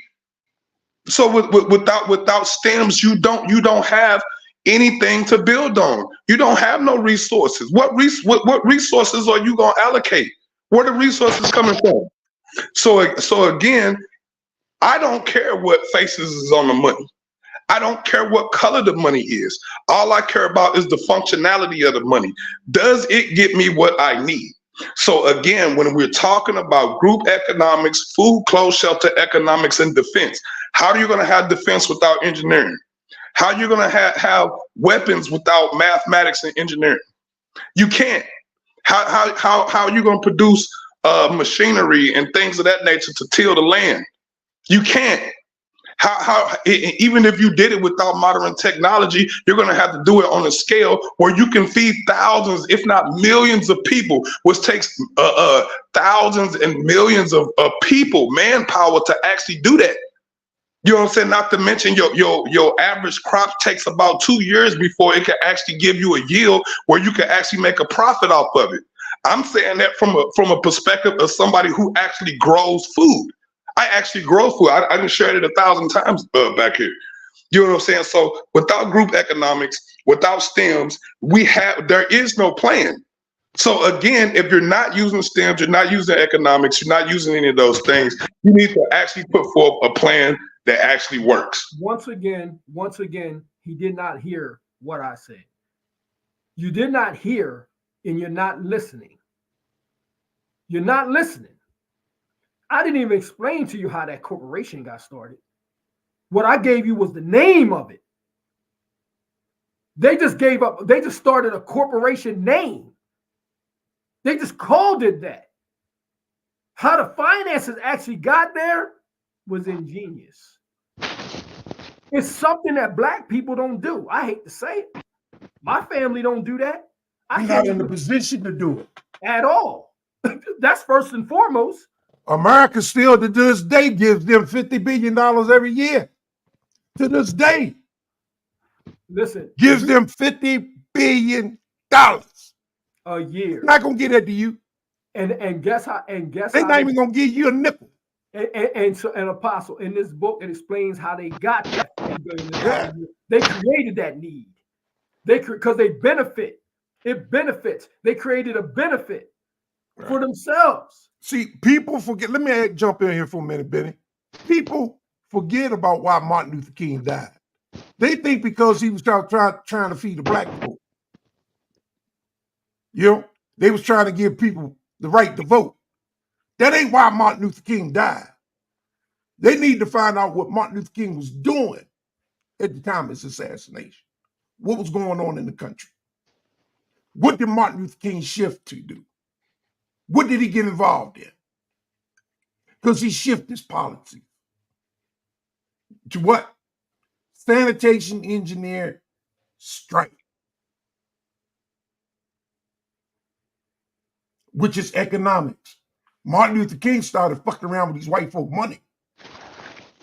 And they wasn't going to allow that. He formed the sanitation strike in America when no trash was picked up. That's power. That's top. That's stronger than the bus. But he took the same thing he used to strike the bus got and he had the trash man not pick the trash up. Cities was full of trash. Trash was everywhere. Because the trash man, the Stylistics made a song. Trash man didn't pick the trash today. Why? Because they want more. This was crippling to America. And people think they killed him because he wanted to vote. As long as Martin Luther King was leading that group of people, they didn't care. They much rather him than some guerrilla-minded dude do it. Hold on, Apostle. Hold on, Apostle. I want you to hear this. Hey, Daryl, are you here, Daryl? Yes, I'm here. I want you to listen to this, brother.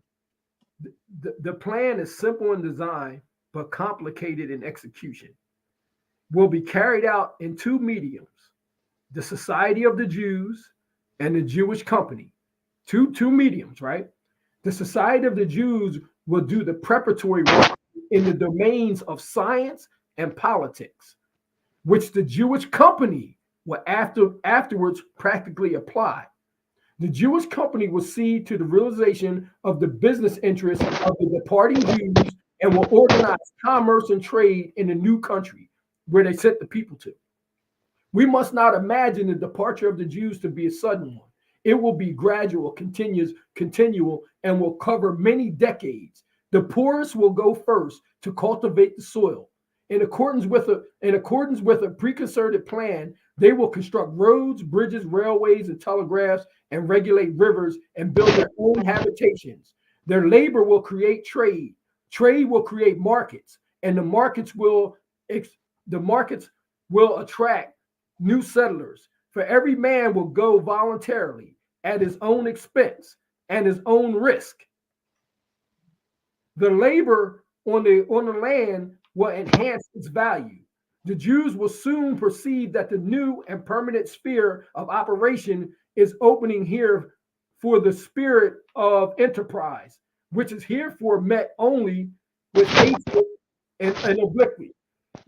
The plan is I'm talking about, bruh, that's just part of, this thing is so extensive of how they did this thing. But they tell you the whole plan. I can't sit there and just read it all to you. But do you see how each family would have to? Yeah. So that like y'all just heard him again. He just brought up science. He just brought. Well, go ahead. Can I I mean, they was all just piggybacking all on their time. So. Okay, and what I'm hearing is I'm hearing the plan. I'm hearing the plan, and I'm hearing how the plan worked. But I'll go back to what I'm saying. What made their plan successful is they had a level of love.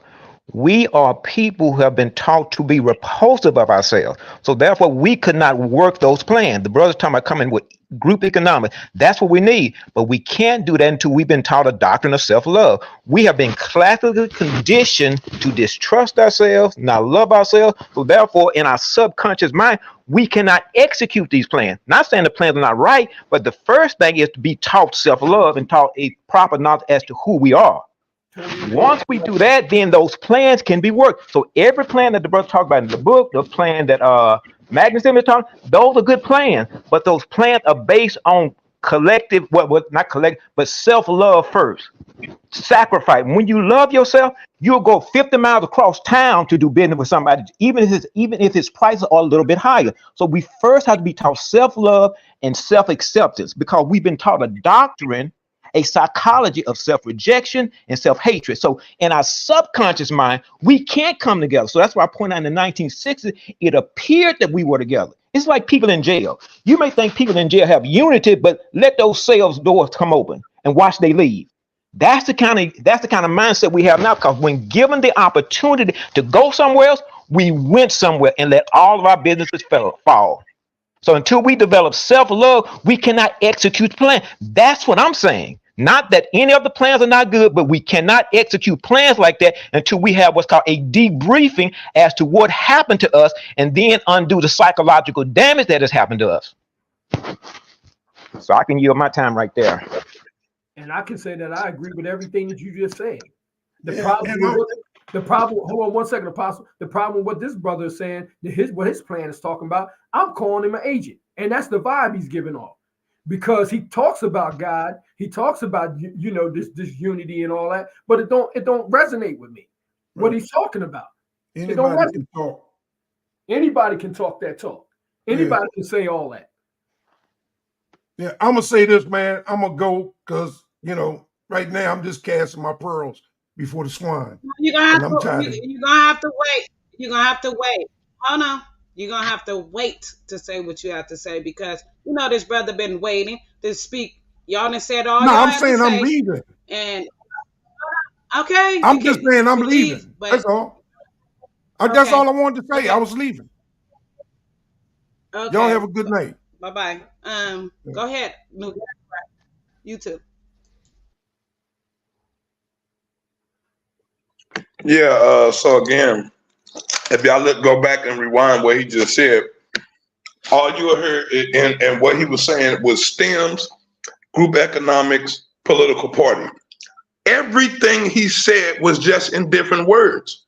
Everything he said was just in different words because any movement of people always deals with economics. It always deals with politics. You can't deal with politics without dealing with policies and people. That's literally the root of the word. You know what I'm saying? So again, when I'm talking group economics, you can do something as simple. You could do group economic experiments just to see if it actually works on a smaller scale. You know what I'm saying? And then scale it up to a macro scale. So again, when they talking about they send the poor people in there to cultivate the land, yeah, cultivation of land. Do you know what that is?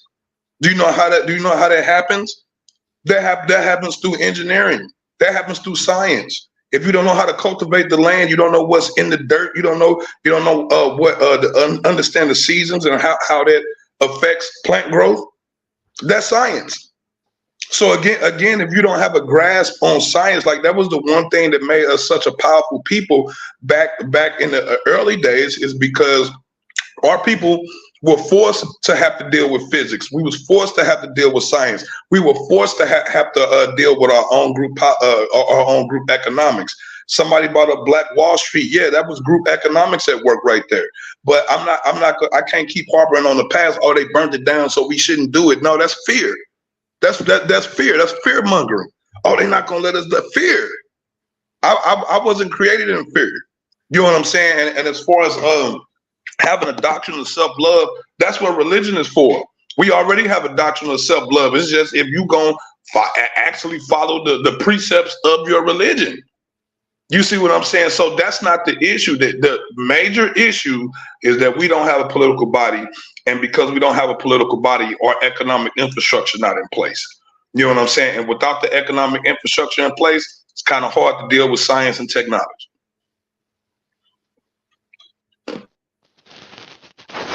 Once again, you ain't listening to what I said.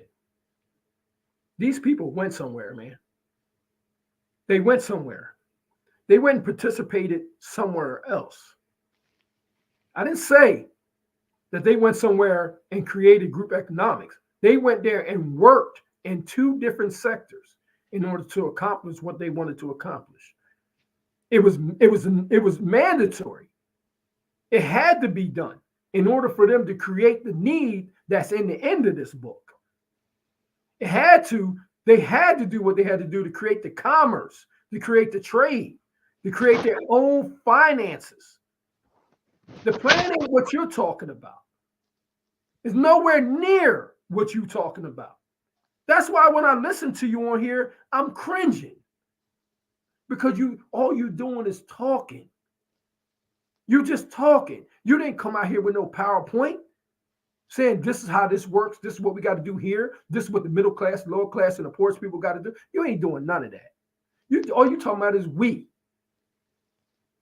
All this plurality. We. This is what we got to do. This is what we should do. STEM this, STEM that. Well, STEM, some of these people in here don't even know what it is. They need to be told what to do. That's what was going on in here. They needed to be told what to do. Not what you're doing. You got this grandiose plan, and it's I don't know where you got it from, but all it is a plan to nowhere. It's a plan to nowhere. And I've heard you say it before. And this is why I say you're an agent. Because anybody that can give our people a destructive plan or give our people a plan and just all mouth, all word, without no proof, without no example, man, you just lead them to destruction. I could never do that to my people. I could never do that to my people. Never. So again, like no one has presented a PowerPoint in this discussion. No one has presented a PowerPoint. No, I mean you're reading from a book telling us to follow Jews. I mean that's cool, and I take it that you're a Hebrew, so I expect that type of propaganda. You know what I'm saying? But for some of us who aren't Jews or who don't claim to be Hebrew Israelites, we need something more practical. And dealing with a political party that focuses on food closure to economics and defense, you need STEMs for it.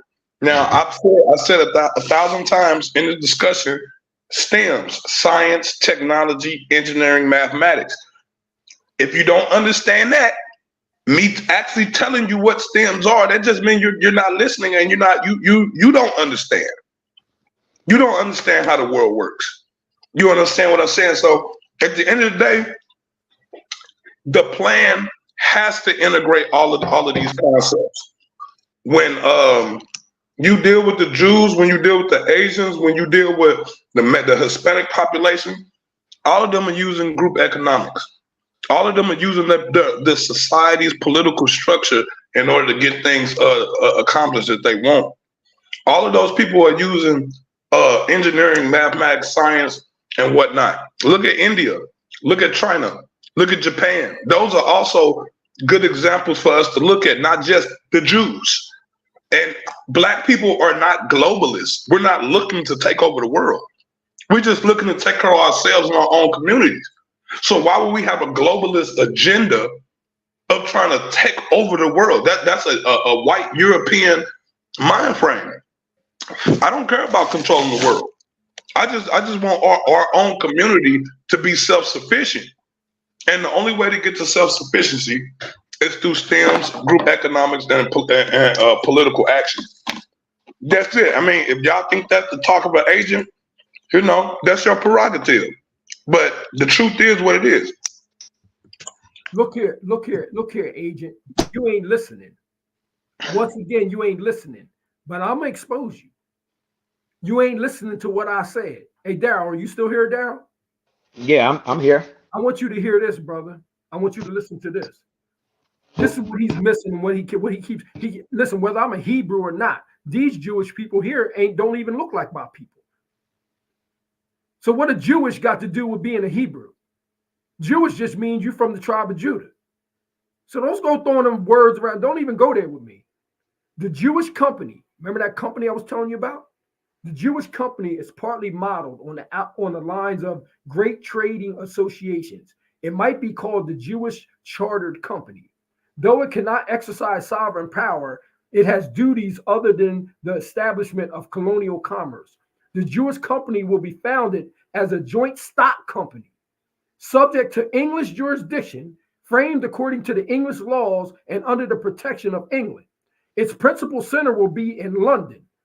I cannot tell you how large the company capital should be. I shall leave that calculation to our numerous financiers. Our numerous financiers. You know why you're getting financiers? Because those people over there they're already sitting in the country is already over there doing work. Then you can get a financier like the United States. They'll give you money, like $50 million. And then you can get the big gun to protect you, even though you're in that country. Now nobody can mess with you. Because if you mess with them, the United States is going to come over there. But to avoid the ambiguity, I shall put it at 1,000 million marks. It may be either more or less than the sum. The form of subscription, which will be further elucidated, will determine what fraction of the whole amount must be paid in at once. The Jewish company is an organization with a transitional character. Right. So y'all just heard financier. Let me say something. I want to kind of go back to something. I think the common denominator in all of this is we have to come together in unity. Then I have to go back to what I'm saying is that unity cannot take place due to the psychology that has been used on us. Now, the term called classical conditioning. It was performed by a guy named Ivan Pavlov. What he did was he was showing the connection between two stimulus. He got a bell, and he had some food, and he would ring the bell, then he would feed the dogs. He got a bell, ring the bell. He had a bell, ring the bell, get some food, feed the dogs. The dogs got conditioned to hearing the bell, then they would begin to salivate, drool, knowing food was coming. We have been classically conditioned to see ourselves a certain way.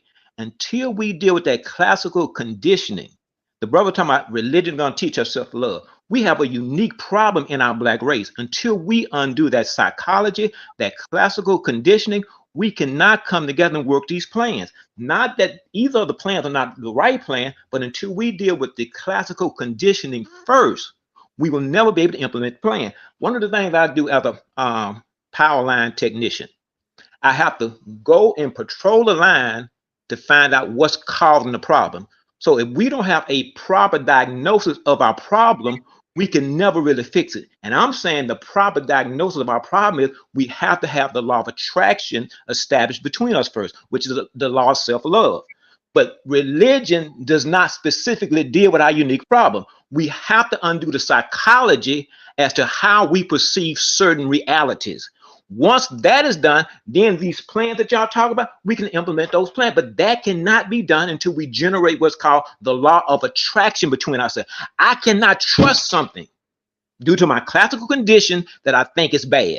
You cannot trust something due to your classical condition that you think is something bad. So this unity that you're talking about, that group economics, the STEM, it cannot work until we do the first thing first. As I say, me working with power line, I have to discern that this is not why the power's out, and that's not what. And a lot of people say, well, the power's out behind my house right here because the tree is on the line. Somebody says, well, this car hit the pole. I have to be able to look at what's called the minute details. Say, this is the reason we don't have power. We don't have power because we don't have unity. And we don't have unity because we don't have self-love. Okay, so you want a little longer. Law of attraction is basically speaking something into existence. That's a part of it. That's a part of it.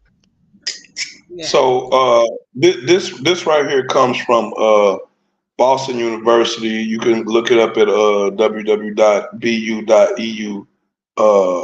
Economics files, whatever, right? This deals with the human capital interpretation of Jewish economic history. It says, since the Middle Ages, the Jews have been engaged primarily in urban skilled occupations.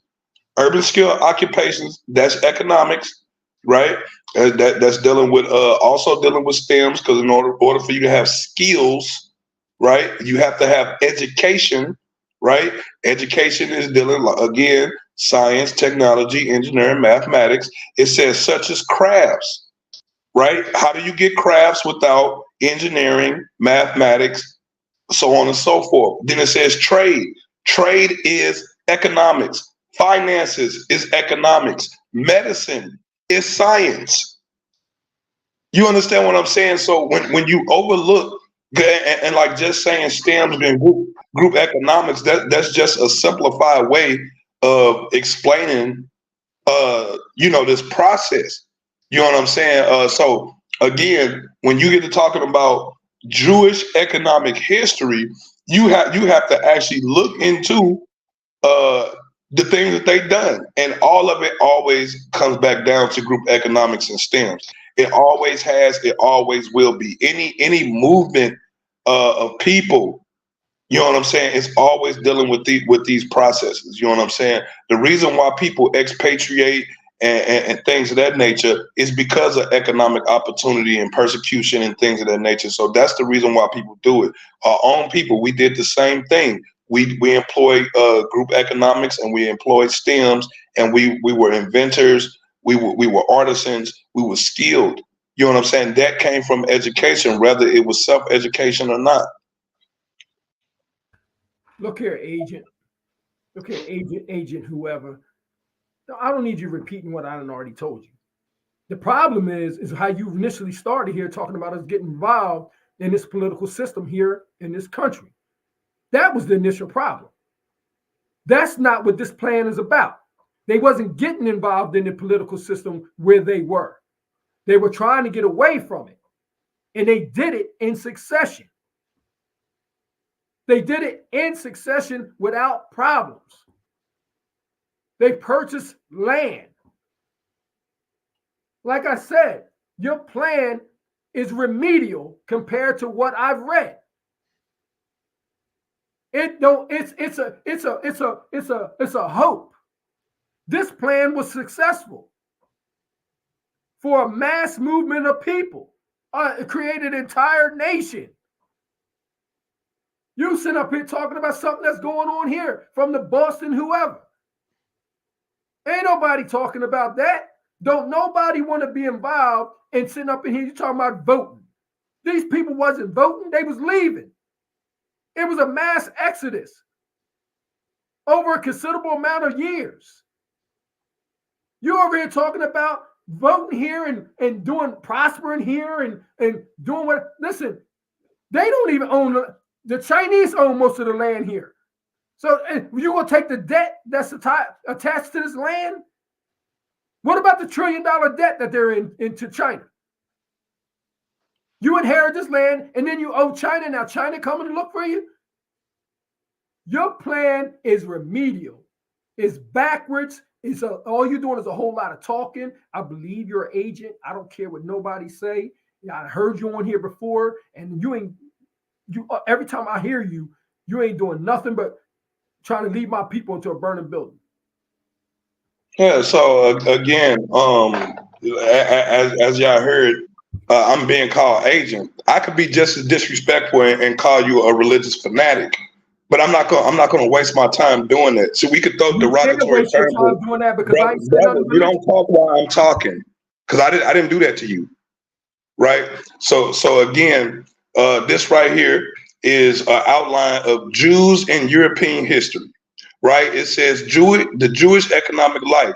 It says forbidden to work in many professions, heavily taxed. Okay, again, professions dealing with skills, right? Heavily taxed. That's dealing with economics. It says were allowed to work in business and commerce as bankers and merchants. That's economics, right? That's mathematics. Right? It says also focus on academics and specialized profession, law, medicine, science, that stems. It says often invest in portable items and skills they could take with them, right? Again, that's dealing with engineering, that's dealing with science, creating items, skills in order to take with them to another place. My question is, how come you ain't left? Why are you still here? Like what? Why haven't you expatriated and start slowly bringing other people with you to do the same, the things that you're telling us to do? And all I'm saying is this land right here, this is our land. My ancestors died here. My ancestors bled and fought for this land, and we're gonna be here. We're gonna be here into the Atlantic and the Pacific swallows it. You know what I'm saying? So while we're here, we need to make the best of a bad situation. And the only way you're going to do that is by putting our heads together and tackling this whole stems and political issue, dealing with our people, because that's what's really hurting us, not having a political body. You know what I'm saying? Because I haven't seen a so-called Black African-American political body that has done what you're talking about at all. I thought you would never ask. I could not wait for you to ask that question. Why am I still here? I thought you would never ask. You thought you was going to ask me something that I wasn't ready to answer? Are you kidding me? See, these people here that wrote this book said they were somebody that they weren't. They said that they were somebody that they weren't. See, they knew the value of that land. That's why they had a choice. Hey, Daryl, you here, Daryl? Yes, I'm here. Let me tell you. They had a choice between two lands. One of them was Argentina. The other one was Palestine. Oh, they tell you in here. Oh, they tell you here that they had the opportunity to take either or, and they chose Palestine. They chose that land. See, me, on the other hand, I know who I am, and I know why my people can't come together like Daryl suggested. I know why that curse is on us, why we look at our brothers funny, why when a brother talk intelligently, we look at him like he don't belong to us. See, when you talk about a man, that's all we talk about is banging women, this, that, and the other. I don't talk like that. So don't hit me with that stereotype, because we don't all talk like that. That's how you get black people think that it's acceptable. See, I would ostracize you from my community if you was around me doing that. I don't want you to be around me. I don't want you bringing your badass kids around me, thinking that they can do the same thing just because we got the same skin color. I don't want you to see. I'm the new Negro. I'm gonna get rid of y'all if you trying to keep my people down, because enough is enough. You're a poison. You're a poison. So when you told Apostle, oh, we all men, we talk like that, babe. No, we don't. No, we don't. Who's we all? Who told you that? You were speaking for me at that point. I don't address women like that. Okay, what I like to do, I go back once again to the classical conditioning that we all have been exposed to. If you are in the United States of America, you have been exposed to classical conditioning. Now, the reason I keep harping on this is because, once again, it's not that a plan will not work, but a plan requires unity. There's a mice called the agouti mice. And this agouti mice had all these abnormalities. It had high blood pressure, a yellow coat, all of these different things that made it other than what it was. And they found out that the agouti mice was only in this condition due to the physical diet that they gave it. They changed the agouti mice's physical diet, and all these abnormalities that it then had began to be arrested. So what I'm saying is that the belief system that they told us about black has genetically altered us.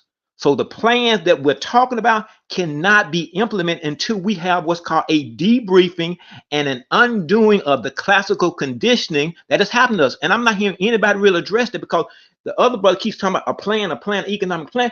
We cannot implement the plan as sick people. Sick people cannot do that. Until we address our sickness, then these plans cannot work. I'm not saying STEMs won't work, but you can't implement a plan with sick people. The Chinese people are not sick psychologically. The Asian people, the Mexican people are not sick psychologically. Black people are psychologically sick. Until we address that, we cannot implement the plan. So I'll yield my time right there, and we have to address classical conditioning. Okay, so do you not understand that when you talk about classical conditioning, you're talking about psychology? And when you're talking about psychology, do you not understand that you're dealing with science? Science. That's science. When you get to talking about psychology, that's science. So again, science, technology, engineering, and mathematics. Like I said, this is just a simplified. This is a simplified version. Now you can go and break down each one of those words so you can understand the totality of what that means. You know what I'm saying? But you keep bringing it up. You keep on bringing up psychology, which is science. So if you're not dealing with science, you're not dealing with technology, engineering, and mathematics, you're not going to go anywhere with it. You see what I'm saying? So again, people, y'all have to listen to the words. And I think a lot of times with our people, we have a vocabulary issue when it comes to vocabulary and understanding what each other's saying. You know what I'm saying? I might be using different words than you choose to use. But ultimately, we are saying the same thing. When he's talking about this Jewish state and what they did, that's nationalism. That's political. That's a political body. You see what I'm saying? I'm just using the word political body and nationalism. You know what I'm saying? And he may choose to use a different term, but it's still the exact same thing. When I'm talking about economics, when I'm talking about mathematics and whatnot, he might use different terms: financiers, trade. All of that still deals with economics. All of it still deals with mathematics. It's a simplified version. I could sit here and gish gallop a bunch of huge words that most of our people don't understand because of the vocabulary gap.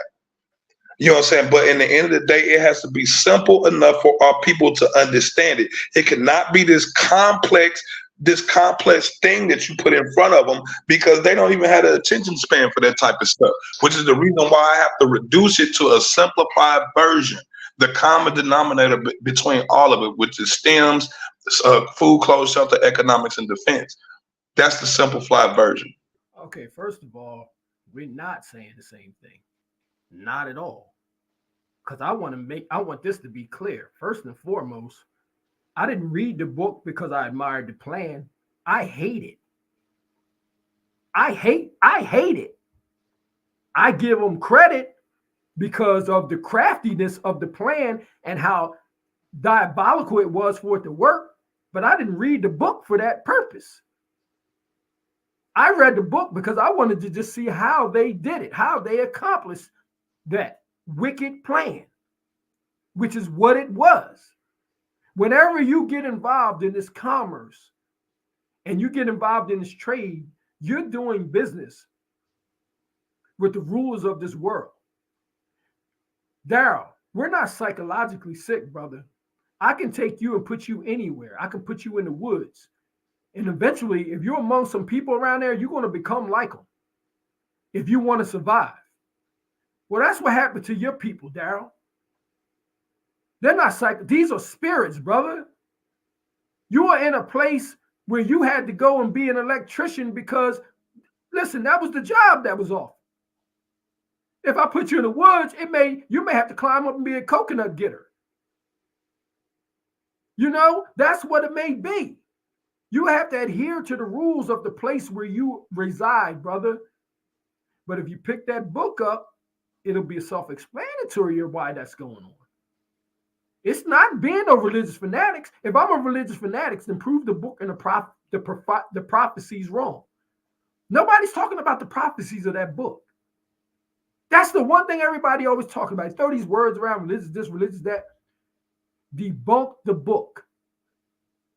If the prophecies is wrong about who these countries are and who these Jewish people are and the trade and the one that's doing commerce with the world, prove it wrong. So y'all just heard him call it a wicked plan. Wait. Let me say something. Let me say something. Hey, Daryl. Yeah, this is Daryl. Yeah, I kind of go back to what I was saying once again. Science is needed, but I'm saying in order for us to come together, we have to come together in unity. That has something has happened to us at a psychological level here in the United States of America as Black people. They use classical conditioning on us to create what's called the law of repulsion. We cannot come together and even put the science together, because what it is, as we approach any subject, we're going to look at any subject through the lens of the people who taught us. There's something about carbon. If we separate ourselves, we will learn something about carbon that they are not talking about. We'll learn something about hydrogen that they're not talking about. Yes, we need those things, but we cannot come together until we extricate ourselves from this psychology that's been used on us. And when I'm saying psychologically sick, what I mean is, once again, we have to understand classical conditioning. Once we understand how classical conditioning works and understand that when we came here as babies, we had no way of resisting the classical conditioning that was implemented on us. And once we now start studying, at least understand how classical conditioning works, we start talking about how then do we write a plan to undo the classical conditioning. And once the classical conditioning is undone, then the STEM that you're talking about, we can implement that. But I don't want to be in any organization with anybody who has not undergone what's called the D Willie lynching, where we undo the psychology that's been used, because eventually you are going to become an agent. You'll sell me out for if that person tells you to sell me out. Once we develop this self-love and this self-trust and this real desire to go to this place that y'all are talking about, it can be done, but it cannot be done with sick people. We have to understand how we have been classically conditioned not to come together. I'll yield my time. Right. So again, when you talk about classical conditioning, you're talking about psychology. That's science. Like, how are you going to deal with classical conditioning without dealing with science when it's psychology? You see, and this is what I mean by not like the vocabulary. Like the vocabulary, you don't have a problem with saying classical conditioning, But then when I reduce it back to its simplest term, which is psychology, and I'm going to read this. It says classical conditioning, also known as the Pavlovian or respondent conditioning, is learned through an association and was discovered by Pavlov, a Russian psychologist, that's a scientist. In simple terms, two stimuli are linked together and produce a new learned response in a person or animal. This is science we're talking about. John Watson proposed that the process of classical conditioning based on Pavlov's observations were able to explain all aspects of human psychology. You understand what I'm saying? So that's literally dealing with science. You cannot deal, and I'm gonna just throw this out there because, you know, the whole religion thing, it keep popping up. In the Western world, spirituality is psychology. Spirituality and psychology are the same things. Spirituality augments your behavior and how you interface with the world around you, and so does psychology. Psychology and spirituality does the same things. They might have different methods on how they do it, but the results are the same. You do this because of morality. You use psychology for morality. So again, when you're dealing with those things, you're still dealing with science. And like I said, at the end of the day, we need to work on a vocabulary so we can actually have these discussions without the emotional attachments to them. Hey, Brother Daryl, I want you to tell me what this means to you, brother. I'm just curious of what this means to you because I know you're an intelligent brother. Are you there, Daryl? Yes, I'm here. All right, I want you to tell me what this means to you. I mean, just take everything, clear your mind for a minute, and tell me if you heard this for the first time. What would this mean to you? This is Deuteronomy chapter 28, verse 41. Thou shalt beget sons and daughters, but thou shalt not enjoy them, for they shall go into captivity. All thy trees and fruit of the land and the locust shall consume. The stranger that is within thee shall get up above thee very high and shall come down very low. He shall lend to thee, and thou shalt not lend to him. He shall be the head, and thou shalt be the tail. Moreover, all these curses shall come upon thee, and shall pursue thee and overtake thee till thou beest destroyed, because thou hearkenest not unto the voice of the Lord thy God to keep his commandments and statutes which he commanded thee. And they shall be upon thee for a sign and for a wonder upon thy seed forever. I only know one type of people on this planet that has the struggles that we have collectively. We can talk about any third world country, right? The point of the matter is that they have a country. The only people that experience the things that we experience are the people that's here right now. That's in this, African Americans. We some of the most fancy people, boy. We're a special people. We contribute all this money to the economy. Everybody wants to be like us. Yet we the lowest on the totem pole. What's the sign? You can't tell me that don't resonate with you, brother. That's a prophecy. If they ain't talking about us, I need you to tell me who they talking about, Daryl. If that's not us, can you tell me what people are they talking about in here? Because it's more. I need you to please tell me that. That's my question to you. Okay, I would agree that they're talking about us, but what I point out is, how did it happen and how do we undo it? So when I'm talking about the classical condition, because if you're talking about what you just read about, it's talking about some people being arrested some type of way and their power, whatever they have, has been nullified. I'm with you on that, but now I'm talking about understanding how they did it, and then how then do we get from under it. So that's when I then point out things called classical conditioning, because if they're going to implement something, if another people is going to rule you, it has to be a method and a way that they do it. So now if we analyze, well, what is the method and way that they're doing it, I say now take it back to classical conditioning, how we perceive them and how we perceive ourselves. Once we understand the method, then we start reverse engineering the process. Because the number one thing that they did, they had to get blackness synonymous with darkness. And so therefore, by blackness being synonymous with darkness, and then they made darkness from a particular, they gave us a definition of darkness, which in turn made us not want to embrace it. That's when I try to connect black back with light so that we will embrace it, come together in unity, and then the psychology that we were talking about, we can begin to implement what's called a plan of healing. So, and the other brother keeps talking about science. I understand that that's science. I'm not saying science is not what we need, but I'm going into science and showing how we take something out of science and repair ourselves. I'm not, once again, I'm not against science. I'm not against engineering. I'm not against mathematics. I'm not against any of that. I'm looking at science, seeing how they use science on us. And if they use science on us a certain way, then we have to go back into the plan of science and understand how to repair ourselves. That's all I'm saying. Once again, unity is necessary for any people to have empowerment, but we can't, listen to me thoroughly, we cannot unify because psychology has been used on us.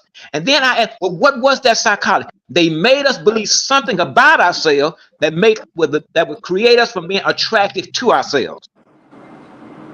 So you went way past your time, but outside of that, you see, I'm being called an agent without any proof of my allegiance to any agency. When I said that this man is a religious fanatic, he turned around and did exactly that. He brought up the Bible, then he started reciting scriptures, and which is appealing to your emotions, which is appealing to your emotion and your attachments to whatever your belief system is. We're talking about politics. We're talking about policies right now. You know what I'm saying? So that's not even a question, because all of our people are not Hebrews. All of them are not Christians. So we, you know what I'm saying? Like even in our own tribe, when we come together, we don't discuss religion. We don't discuss religion at all because it brings division between people based on their belief and their different belief systems. And so in the end of the day, you know, we can sit here and try to defame each other and call each other names, but when your actions are actually doing exactly what I said, which is religious fanaticism, you want us to believe in these curses. You want us to be cursed. You want us to be in this condition, and I'm saying no. Laurel. I don't know why somebody's talking while I'm talking, but you know what I'm saying. When you're dealing with this particular subject, you cannot bring religion into it because all of us are not part of the same religious belief system. You know what I'm saying? But all of us are under the same economic, food, clothes, shelter, and defense problem. We all have that problem in unison with each other. So that is a unifying factor. That's where it all converges at. Brother, first of all, you got to be clear when you're talking about some religious fanatic. You got to be clear. You give the people a definition of what you mean when you say religious fanatic. You ain't listen, I don't need you telling me about me. Like, I'm not going to tell you about you. Now, I'm going to call you an agent. I'm going to call you an agent because that's what I believe you to be. I said that show me another people on this planet that is experiencing the same things that we are. Because what I read is explaining something about a people that's going through something.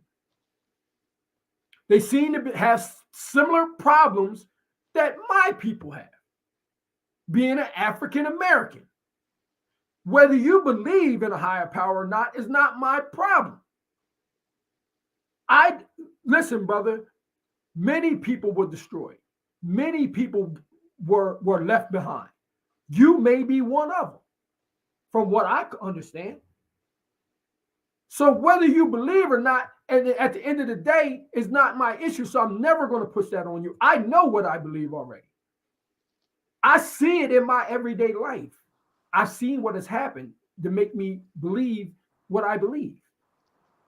I love my life. I'm not experiencing some of the problems that a lot of people are. Hey, I would like to ask the brother Daryl a quick question. Okay. Concerning the psychological effects of Black Americans, and I believe that this term Black American is something that Hey brother, you see that clock up there, brother? You see that clock up there, right? Brother, do you see that clock? Do you see that clock up top? What about it? It had 15 seconds left on it. So now you can wait until I get done landing my plane.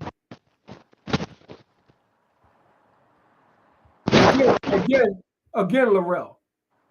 No matter what you believe in, I'm not going to push that on you.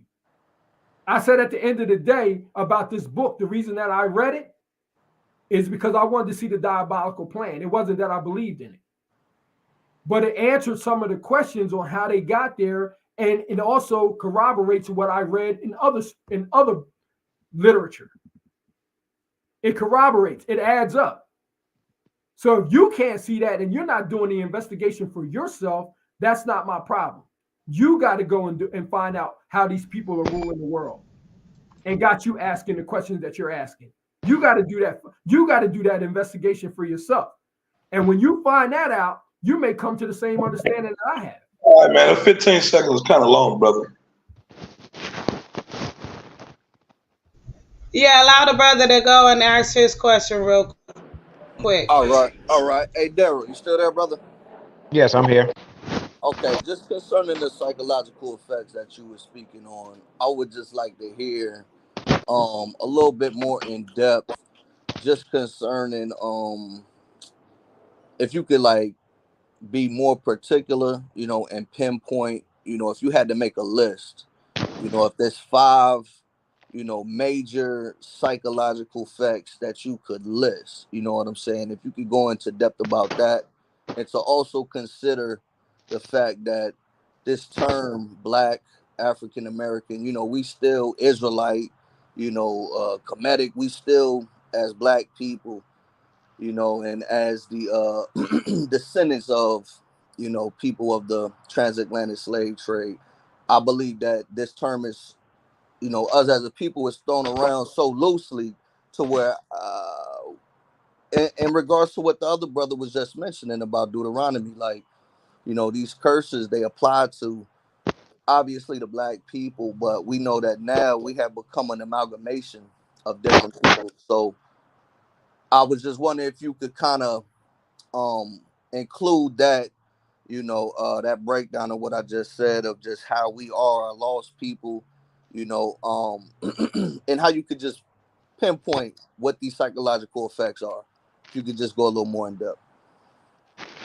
Okay, by me working with the electricity, when electricity is going down a power line, all you have to do is put a little small gap in the wire, and that little small gap will stop the power from flowing. I need you to make a list, though, brother. I'm listening to you, but I need to hear at least 3 or 4. If you do have 4 things that you could get me. Hold on, there's a time. You can't interrupt him because, you can't interrupt him because at the end of the day, it's not a back and forth thing. Other people are waiting. I just wanted to make sure he had the question. He understood the question, Karima. That's all. Yeah. So I'll go back to, if power was going down a power line, all you have to do is put a little small gap in the conductor, and then the power will stop flowing. I don't really need to make 4 things. I can make 1 thing. When they made black synonymous with darkness, that created all of our problems. And then they started defining what darkness was. Then by us being a spiritual people by nature, we then begin to think God now is against darkness. So what I try to point out is that black is a form of light. Once black is reconnected back to light, it then is connected back to God. Once we understand our connection with light and God, it then will begin to create in us the necessary components that we need to have unity. But you asked me to name 4 things. I'll make sure I'm saying this correctly. I would just name 1 thing. Once they made black synonymous with darkness, black should be synonymous with light. And once that is firmly established in us, 99% of our problem will go away. So the psychological effect is based off of we not understanding that black is light. Is correct? That your point? That's my point. That's my point. But how does that apply with politics, though? Because I understand the brother Laurel was speaking about, Cornel West, and you know what I mean, and how he running for president, and how we should, be put our vote where our mouth is, and these kind of things. Like, how do we become a nation within a nation. You see what I'm saying? How does recognizing that blackness is light, how is that going to affect us, and how is that going to better us, our state, in the political realm? You understand? Because once we understand that blackness is light, it's going to create a level where we Yeah, hold want to on. come together. I'm gonna let the brother answer that question because he threw he threw in what he was speaking on. So I'm Yeah, gonna allow I that actually, brother. I actually want to hear this exchange because it's interesting. Say it again. It Are you? was only a few seconds on the clock, so I didn't want it to, carry out. It was only a few seconds left on the clock. He was not going to be able to explain to him within a few seconds. So I'm going to allow you to finish with your time, and then he can come back and, answer that because I don't want it to be a back and forth, and then it's not enough time to answer the question. Okay. Who is you? Who is you? Me? Daryl? New Kakarek. I want him to Okay. answer the question because we're talking about No. He asked us those questions to Daryl, and I'm gonna yield my time to Daryl so he can answer the brother's question. Okay, that's even better. Go ahead, Okay. Daryl. So now, once we understand that black is a form of light, and we understand that our nature is light, then we're going to be attracted to ourselves because we believe that the supreme omni-essence called God is against darkness. So therefore, we cannot come together as long as that is at the top of our mind. We, in the back of our mind, believe God is against us. Once we understand that once we understand that black is light, we begin to then believe that God is on our side. That's how the Jewish people got their power.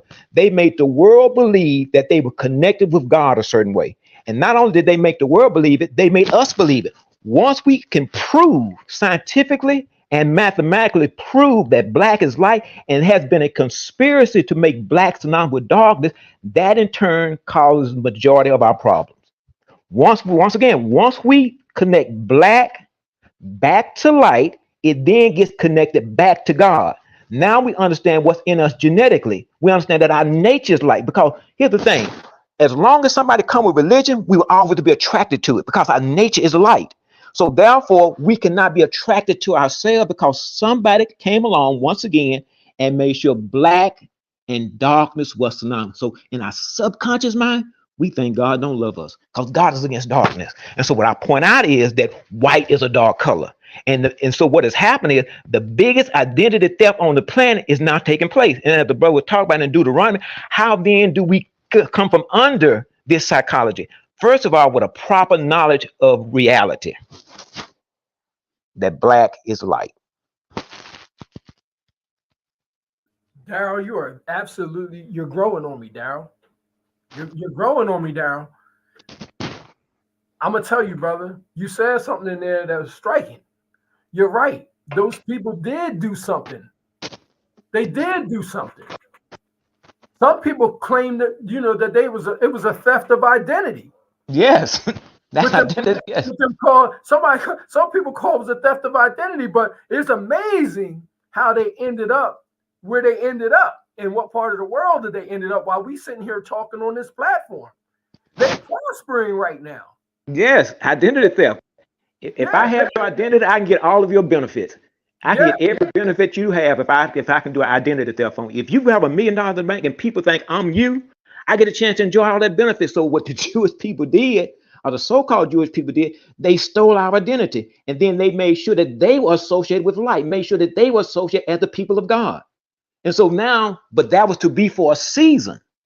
At the end of a season, then truth will start coming and start exposing things as they truly are. Daryl, you're growing on me, Daryl. You're growing on me. I'm starting to like you. I know I called you Jimmy Neutron before, but I'm calling you Daryl now. brother, you're absolutely right. It's power in being in that position that they're in. Yes, that's it. Once people believe something about you, because we live in a value-based culture, once you assign a value or take the valuation of something, it's going to make people perceive it away. If I were to give you a piece of gold because a particular value has been assigned to gold, you're not going to throw gold away. But a devaluation has been assigned us, and we don't know how to undo it. So the first thing we got to do is connect black back to light. That establishes value back to black. Then that starts. Hey, Daryl, let me ask you a question. So that means, would you say, Daryl, if I'm acting like a nigga, I'm deflecting my light? Well, if you act like a dark person, if I'm acting like a degenerate out here, am I deflecting my light? That's correct. And that's correct, because one of the qualities of white is either the deflector of incoming light. A white hue deflects light. And so what it is, that's when they had to make black synonymous with dark, because they did not want us to know that white was synonymous with darkness.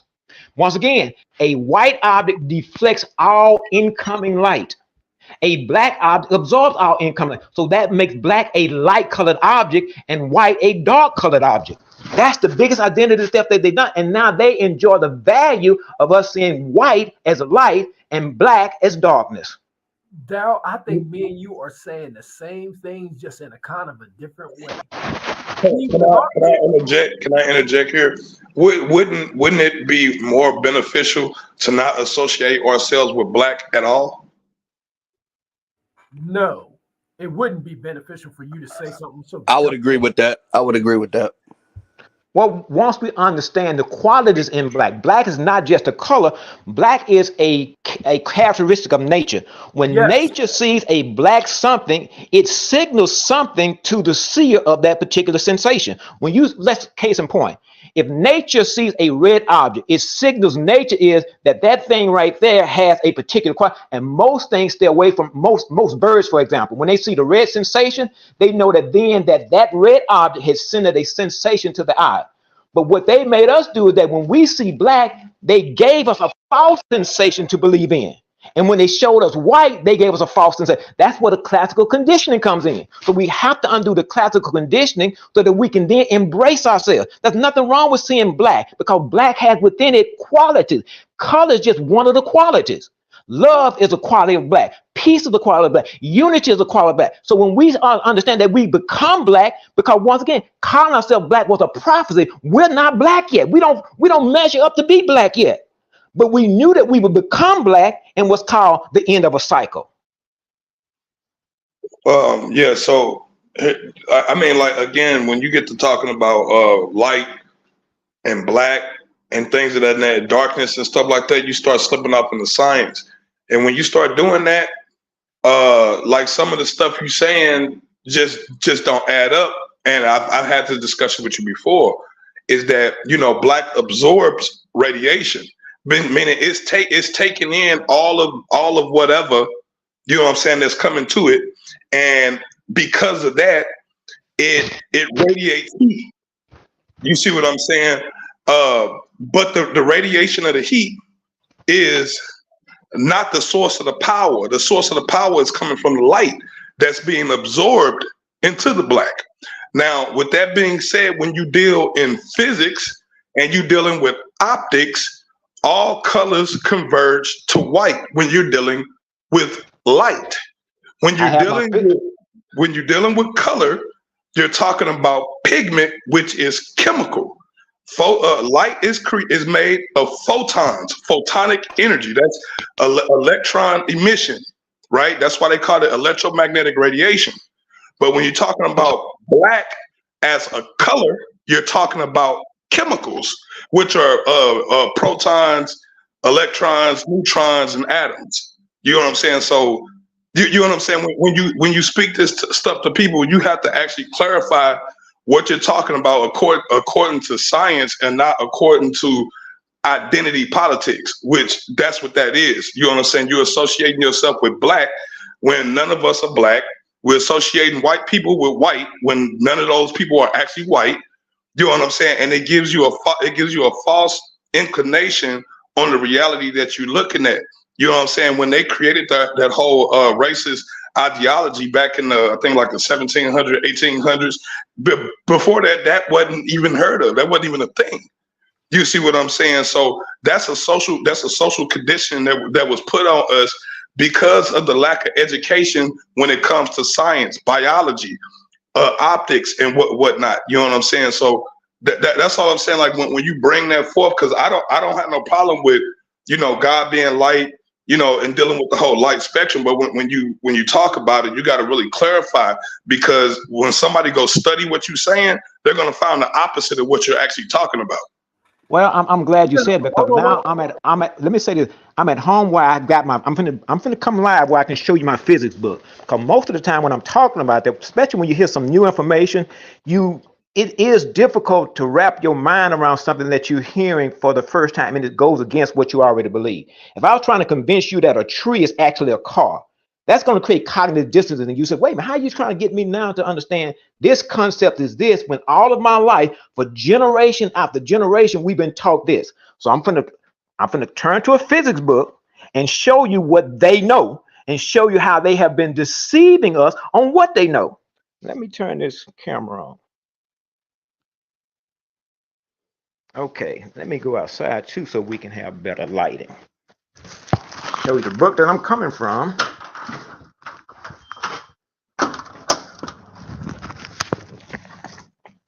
Okay, let me see if I can turn the camera around. See if I know how to do this. Well, I'll just turn the camera around. So the book is called, can y'all see that? Yeah, we can see it. Yeah, Conceptual Physics. Now I'm going to open up the book. Now, right in the book right there, you see 3 colors: cyan, magenta, and yellow. Red, green, blue. And right in the center right there, you see that black spot in the center? Look at the top, it's called colors. Light on this side, physics book. Right in the center is the primary color that produces cyan, magenta, and yellow, red, green, and blue. It's not me talking, but what it is, they're hoping that we never understood how to dissect the lie. I'm letting you see it. The book, Conceptual Physics. And when you start reading what they know about color and light, let me see, it's another diagram in here. No, go back. Right. Read there. That paragraph that's right there next to that. Dyes and pigments are 3 transparent shown. Boom, stop. It said dyes and pigments. I just told you that those are chemicals, didn't I? Yeah, those pigments. And I told you when you deal with color, hold on. When you deal with color, you're not dealing with photons. That's not the same thing. Exactly. Yes. Okay. That's the part where you're not yielding at. When they showed you pigment, a pigment is light captured. Pigment is light captured by the object. Pigment and light is the same thing. When you see green in an object, you're looking at green pigment, you're also looking at green light. When you're looking at blue pigment, you're looking at blue light. But they'll never tell you that, because if you find out that, then you would find out that black is also light.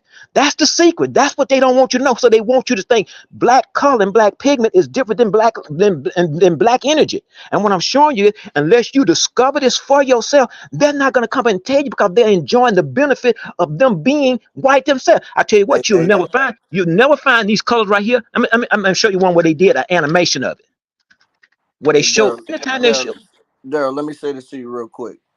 You remember when COVID was going on, and everybody was we was all trying to find ways to get the proper nutrition, so that we could benefit our immune systems. And if I remember correctly, you could correct me if I'm wrong. But if I remember correctly, there was things that were said, like associated with the different pigments, such as a blacker melanin. I mean, well, not blacker melanin, but one with more melanin versus one with less melanin. And what they were saying, and again, I'm not no scientist, I'm not a health instructor, but if I remember correctly, what they were saying is that white folks were able to go out into the sun and get vitamin D quicker than one who is black with more melanin, because how did they say it was? Basically, it takes us longer to absorb the vitamin D because our skin is darker, right? Versus them. So the point I'm trying to make, brother, is that there are benefits to a person who has a lack of melanin in their skin. We know that melanin is not just something that is on the skin. Melanin is something that is all throughout your body. You got melanin in your eyes, you got melanin everywhere, right? You agree with that, right? Yes, So the point I'm trying to make, I said all that to make the point that there is a benefit to not having a lot of melanin in your skin, because white people are allowed to absorb that vitamin D. They are allowed to absorb that nutrition from the sun quicker than us, because our skin combats the sun. Not combat, that's the wrong word. That's a perverted term to use. Not combat, but it takes us longer because we have a shield on our skin, right? Mm-hmm. So how would you combat what I just said? How would you You feel will, me? you know how we combat it? Yeah. They were lying about that. White people cannot absorb sunlight better than us. But what it is, they keep Not better, but quicker, because they don't have the shield. They don't have Yeah, the shield the against that. reason why white people are able, or so-called white people are able to absorb vitamin D quicker, is because the sunlight is actually sitting on top of their skin and they're being irradiated, versus Exactly. when you're dealing with melanin, it's being absorbed, and that absorption of photonic energy is being fed to your mitochondria. So you know what I'm saying? Again, when you're dealing with pigment, you're dealing with chemicals, and you're dealing with light. You're dealing with photons. Once again, Light changes the conditions of chemicals. You see what I'm saying? It changes the way chemicals react. It changes chemicals. You see what I'm saying? So let me show you the other image. I'm gonna land the plane real quick. The way that you can prove what you're saying is by taking something that's black, because you're saying black is radiating this energy. Well, you should be able to take that energy and put it through a prism. A prism, you know what a prism is, right? And you should be able to see the refraction of light coming off of black, and the result should be Roy G. Biv, which is the 7 color spectrum that we see in the electromagnetic spectrum. You should be able to see that. So that's an either experiment that you could bring, or you could bring forth that diagram to show us how black is radiating energy outside of thermal heat, because that's how black. Hold on, that's how that's how black radiates, is because when it sucks up photonic energy, it produces heat, and heat is infrared, which is a spectrum of light. So I understand what you're saying, but black by itself is not doing it, because it absorbs it. It's not, you know what I'm saying? You can't put black through a prism and see the refraction of those colors. So explain to us how black produces these colors in light, because I could put a prism right here in front of us, shine light through it, and you will see that white light has all 7 colors in it. You would have to show me black radiating through a prism and showing me the same exact colors radiating from it. And I land the plane. What you're conflating is what's called illumination versus hue. Illumination is when something glows.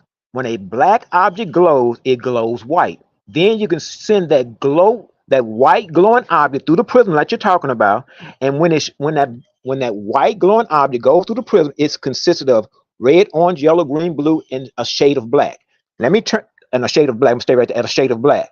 So to answer your question is that a black object, the black object is too, I guess I have to say, is too pure to act. Well, they don't have any devices that I know of that they can send black light through, and it does that. So what it has to do is they have to get the illumination from a black object, which is white light, and send it through the prism.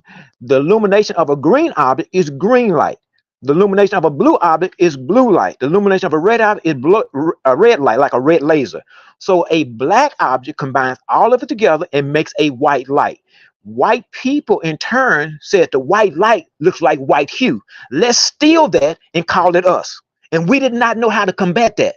So that because once again, they look alike. White hue and white light looks like, and when they said it was the same, we were not scientific enough to challenge that. So that since we didn't have the science to challenge it, they have been riding on that identity theft until now, until Daryl showed up. So now I'm going to show you this right here. You got red, blue, green. It's going to always be an illumination. They cannot make that. Actually, it's gonna always be illustration. Now over here is the rank is because they are anytime they come to black, they're gonna always be kind of skimpy with it. If you look at this red, yellow, green, blue, purple, and at the very end you start seeing it get dark right there. But that's the black light, because once again, that's the color of the rainbow. Let's look at it again. Red, yellow, green, blue.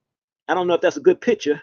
And then you got this purple. But at the very end down there, you see it start getting black. Because once again, they understand that black is light. But what you don't see in this image is you don't see white. Now, because once again, white in terms of light, let me say it again because I get passionate about this part. Your question was white light and black object. When a black object gets excited, it illuminates. It illuminates a white light. If you send that white light through a prism, you would get the 7 colors of the rainbow, like you said. And what you would get is red, orange, yellow, green, and blue, and purple, and a shade of black. Now, if you were to take a black color, you would find those same colors: red, orange, yellow, green, blue, and purple, and black. So the black object and the white light is one and the same. Daryl, Brother, can you pull that diagram back up that you just showed me? Daryl, I got a question for you. You're making all kinds of sense right now, Daryl. I got a question for you, brother. It's curious you said that. Now, do you believe that black in the front of those color streams, is that dark matter? No, it's black light. See what it is? The reason they call it matter, because they always want to some type of way throw something in the game to throw you. If I tell you the universe is filled with 99% dark energy or dark matter, because you can't, because what it is, they have to have what's called competing ideas in your head. So what?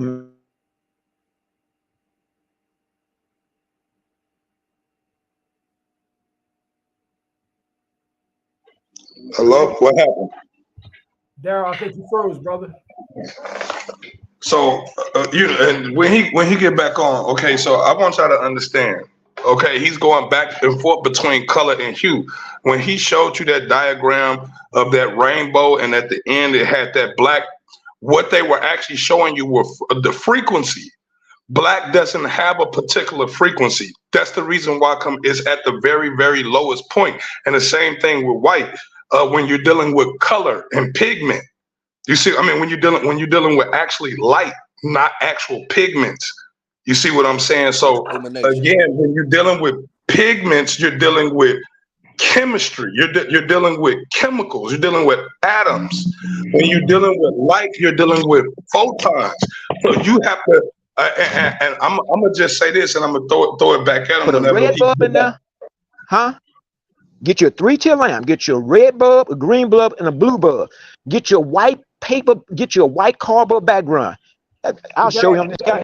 Hey, Daryl, you was froze for like 30 seconds, brother. Oh yeah, that's CIA. Okay, let me show you this one right here. That's that black light. That's that black light getting excited. Excuse me. You see that right there?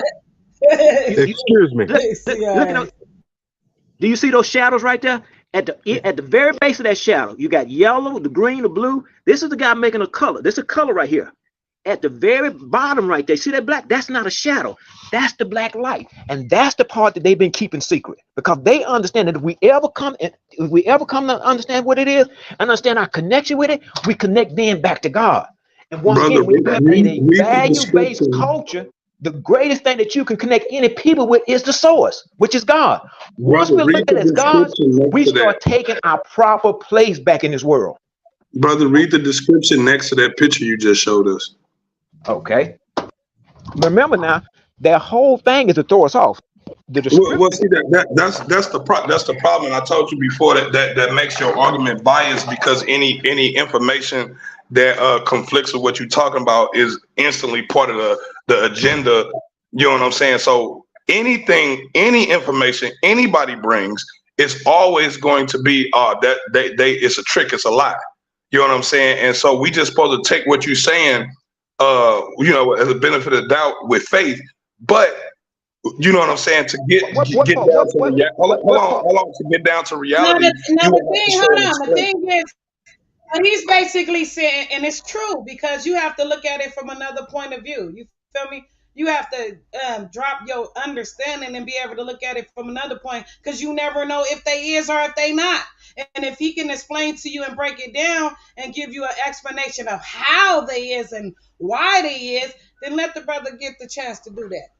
Yeah, but that's not what he's doing. He's showing us pictures and then he's commenting on it and not even reading the information that's next to it. That he's claiming is a lie. He's claiming what he's reading. Ain't showing us nothing. Hey, brother. Hey, Daryl, let me ask you this. Okay, so again, how did they get to measure the speed? Hold on. If that's what you want Daryl to do, is read that. You feel me? Let him read it. You feel me? Give his opinion on, you feel me, what you trying to say. Go ahead, Daryl. What does he want me to read?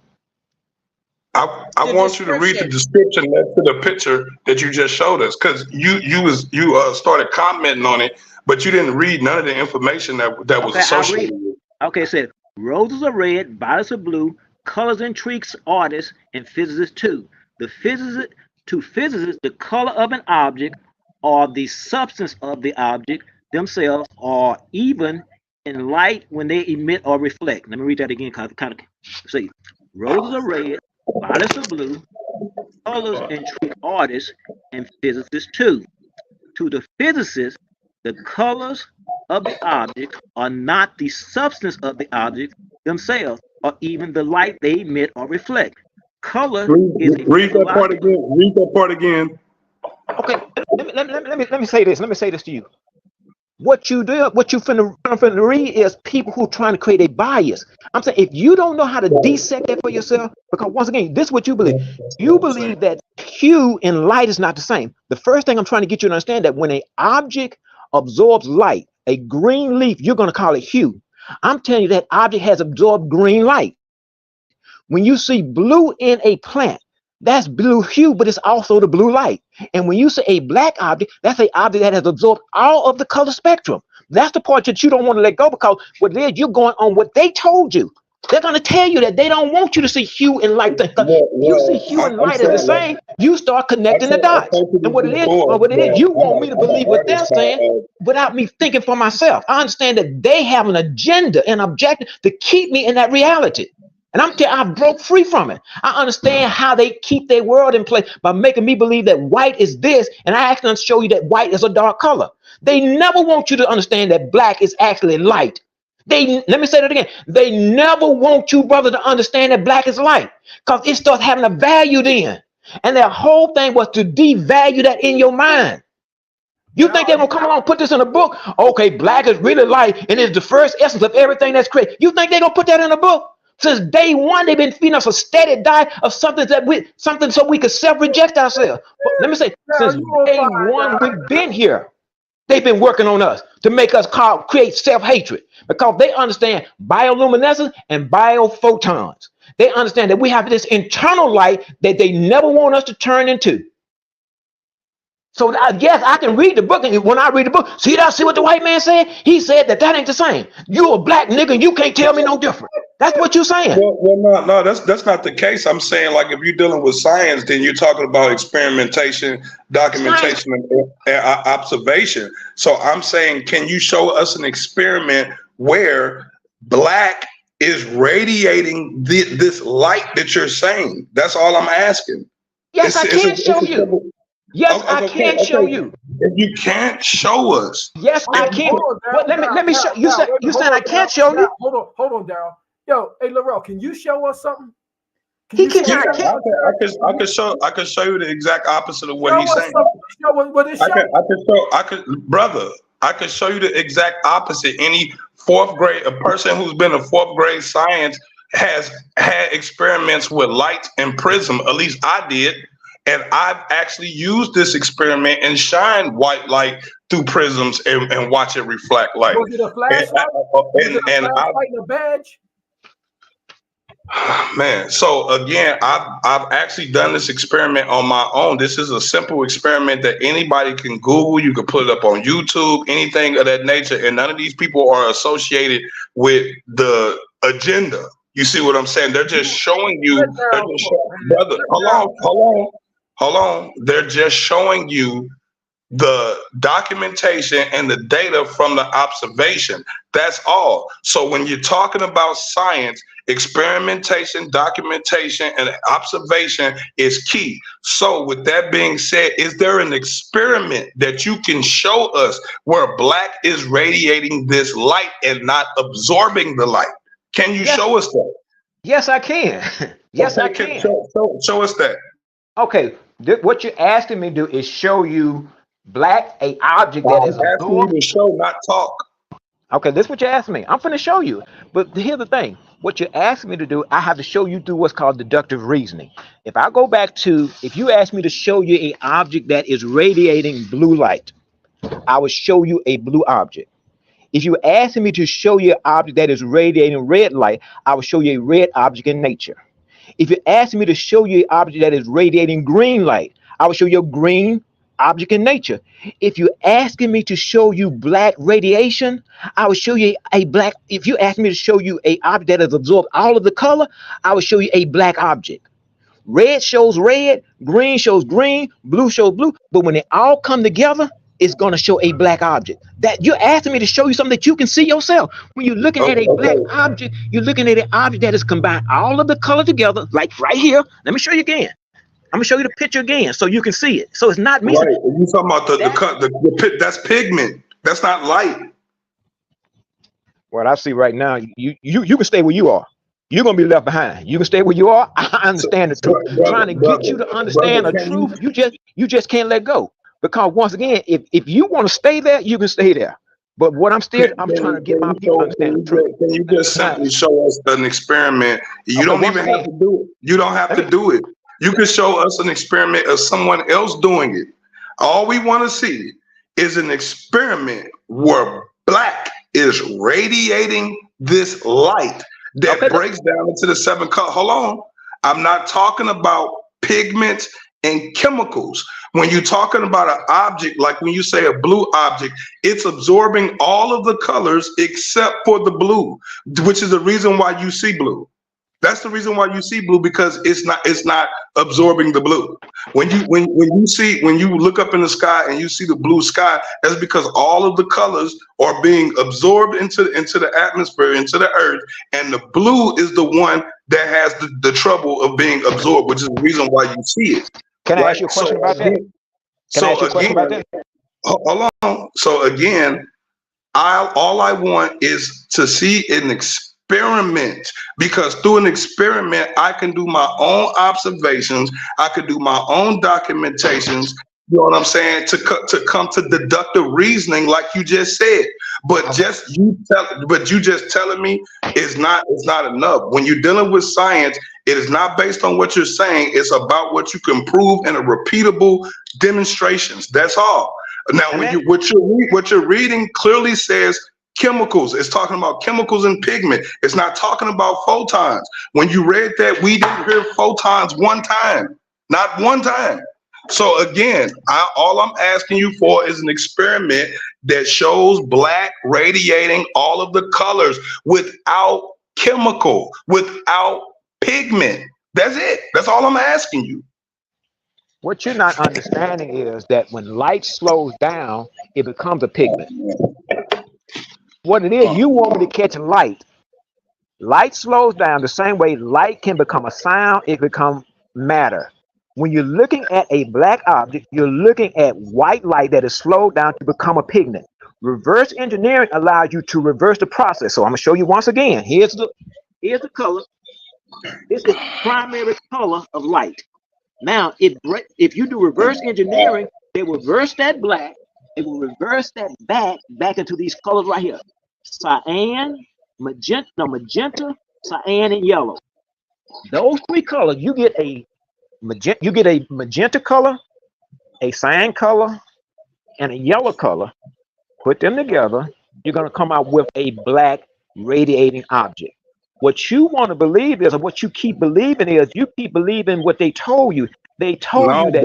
I'm not asking about belief. I'm asking you for an experiment that I can observe on my own. I'm not talking about belief. Okay, let me tell you how you can do the experiment. Because what you described earlier was called, and a lot of people may not be up on this, what you described earlier was called subtractive coloring. Okay, take a red object. This is what you believe, because I used to believe it one time myself. Just show us the experiment. Tell us where we can find the experiment. Wait. Let me get a green leaf or something. Let me get a green leaf. A green leaf is absorbing all of the light except for green. That's why it looks green. Okay. Now let me see where I'm at on here. The material that it is composed of is absorbing all of the light except for green. That's why it looks green. Now, I just showed you a green leaf. I'm going to show you how they lied about that. Because understand. Hey, Daryl, I got something for you on love this, Daryl. Listen at this, Daryl. It says any rainbow will demonstrate black isn't on the visible spectrum of color. All colors are reflections of light, except black. Black is the absence of light. Unlike white and other hues, pure black can exist in nature without any light at all. Some consider white to be a color because white light comprises all hues on the visible light spectrum, and many do consider black to be a color because you combine other pigments to create it on paper. But in a technical sense, black and white are not colors. They're shades. They augment. I already told him this shit. They augment colors, and yet they do function like colors. They invoke feelings. They can be a kid's favorite color. What I keep trying to get y'all to understand is what he just read is the same thing I've already told you, brother. That black and white are shades. What I keep trying to say is that that's what they're gonna say, because the agenda is for you never to find out the truth. So do you think you're gonna find a book that says black is really white light in an excited state? They're not going to say that. So that's something you have to discover for yourself. But when I was showing the green leaf, what I was doing with the green leaf is, if you were to take the vibration of the green leaf, you would find out that the green leaf vibrates within what's called the green range of the green vibration spectrum range of green, to let you know that when they tell you that all of the colors are there except for green, that's not the truth. That's what's called subtractive coloring. If you take a red object, and if you were to look at the vibration of a red object, it will show you that that object is vibrating within the range of red. Now, if you go with what's called the subtractive coloring that you're talking about, it should be vibrating outside of the range of red. Because once again, if they're trying to convince any of us of a lie, they have to have the wording to also keep you convinced, because that's how they keep you in the matrix. Because once again, they're not going to present information that says black is this. So when you start, let me Google what he say. Well, it contradicts what he said, but I'm showing you in nature. But I show you his pictures. But when I show you the picture, then you have to understand a wordsmith would then design the right words for the picture, because the picture will show you something, but that you can't go on that word. Because when you read what they words say, this is what you're saying. Read what the liar said about the words, and I read what you lie. See there? Who you gonna believe, Daryl or the liars? I'm telling you, the words I'm reading are lies. I'm showing you the picture, and I'm telling you how they lied around the picture. They'll give you the picture and hope, and what they're hoping for is that you're saying, well, I don't have the authority to challenge their word. Let me say that again. What they're hoping for is they will show you the picture, and they're hoping that you say, I don't have the authority to challenge their word. Because when somebody presents themselves as authority, very seldom do we challenge authorities. You very seldom do we challenge science. The way you challenge that whole narrative is by doing experiments. That's how you do it. You don't do it by, brother, hold on. You don't do that by saying they lying. That's not how science works. It works through experiment. It works through experimentation. I literally went over this whole thing with you. I brought up the actual frequencies of light. I told you where visible light spectrum is within, I think it's like 300 nanometers or something like that to 750 nanometers. I've explained this to you before. I even told you that when you look at objects with color, it's because the object is absorbing the light. It's absorbing the light, and the color that you see is the color that's not being absorbed. It's literally sitting on top. You're seeing what it's not absorbing. This is the reason why when you look at black objects, the light is being absorbed into the object. It's not reflecting a color. It's this is a hue. This is a shade. Black and white are shades. You see what I'm saying? I'm an artist for over 30 some odd years, and I've been using colors and light my entire life. This ain't something I just picked up one day and decided to do. I do tattoos, murals, backdrops. I do all type of different graphic arts. I can sculpt, paint. I can etch wood, stone. You know what I'm saying? This is coming from my artisans, from my skills and talent that I've been using my entire life. And I've told you this before, if I had a white canvas, the only way for me to turn that white canvas black is by adding chemical to it. If I take various lights and shine it on a white canvas, right? Because the canvas is white, it's going to reflect light. So whatever color the light is, that's what the canvas is going to appear until I turn the light off. Okay, so if you're an artist, what does all colors mean? If you put all your colors, if you're talking about pigments, all colors converge to black. If you're talking about pigments, if you're talking about light, brother, stop talking while I'm talking so you can understand. All you're doing is just trying to respond. No, I didn't hear you. If you're talking, but I'm not done explaining. I said, what color did you say it made? Brother, listen to me. If you're talking about pigment color. Okay, brother, just listen. Don't respond. Don't say nothing. If you're talking about pigment colors, you're talking about chemicals. You're talking about atoms. When you're and all pigment and colors converge to black when you're dealing with pigments. When you're dealing with light, which is photons, they all converge to white, which is the reason why you could take white light and shine it through a prism and you can see the 7 colors. You cannot take black and shine it through a prism and see all 7 colors because black absorbs light.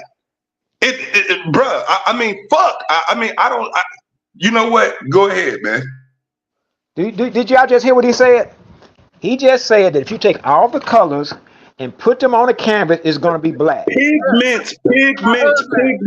I understand he said pigment, but what they also had to make him believe is that the pigment in an object is not the light in the object. So he believed that pigment and light is 2 different things, but they had to get him to believe that so he could never come to a conclusion that he's looking at light. So he'll continue to tell us that he'll continue to tell that pigment and light is 2 different things. Pigment and light is the same thing. He just said that if you take all the colors and put them on a canvas, you come up with the color black. Then he'll say, well, pigment and hue is different than light. Pigment and hue is the same thing. When you look at an object, that's what I say. When you look at a green leaf, you're looking at green pigment, green light. But if you ever make the connection, then you begin to understand what black light is. And the whole thing is to keep that secret. And he can't get that out of his mind. Because he thinks because he knows art, he knows what he's looking at. He don't understand psychology and he don't understand language. Well, I don't say you don't understand language, but when they tell him, he's so in tune to what they say that he's afraid to challenge them. He won't challenge it. He won't say, wait a minute, goddamn it, pigment and light is the same. And that's what I'm saying. And so now he thinks I'm the enemy because he don't want to believe pigment and light is the same thing. Brother, that's based on your feelings, right? So it ain't got nothing to do with belief, right? So again, if you go to any website or anything, any book or anything like that, you can go type in pigments right now. It says pigments are chemicals that absorb selective wavelengths. I'm going to read it again. It says pigments are chemicals that absorb selective wavelengths. They prevent certain wavelengths of light from being transmitted or reflected. Because paint contains pigment, when white light, which is composed of when it's composed of red, green, and blue light, shines on colored paint, some of the wavelengths or light are reflected. This is the exact, hold on. That's the exact thing that I just told you in my own words. So again, when you're talking about pigments, you're not talking about light because pigments are made of chemicals and light is made of photons. I'm glad you just said what you just said. Hold on. You need to show us black photons. Show us black photons. Show us a black flashlight that's shining shadows. Okay, let me show what he just said so you can see. I'm glad you said it, because what he just showed is what I'm going to show you right now. I didn't show anything. I didn't show anything. No. I'm going to point out your words. You said white light is composed of what? What is white light composed of? What did you say white light is composed of? White light is composed of all the 7 colors of the visual light spectrum.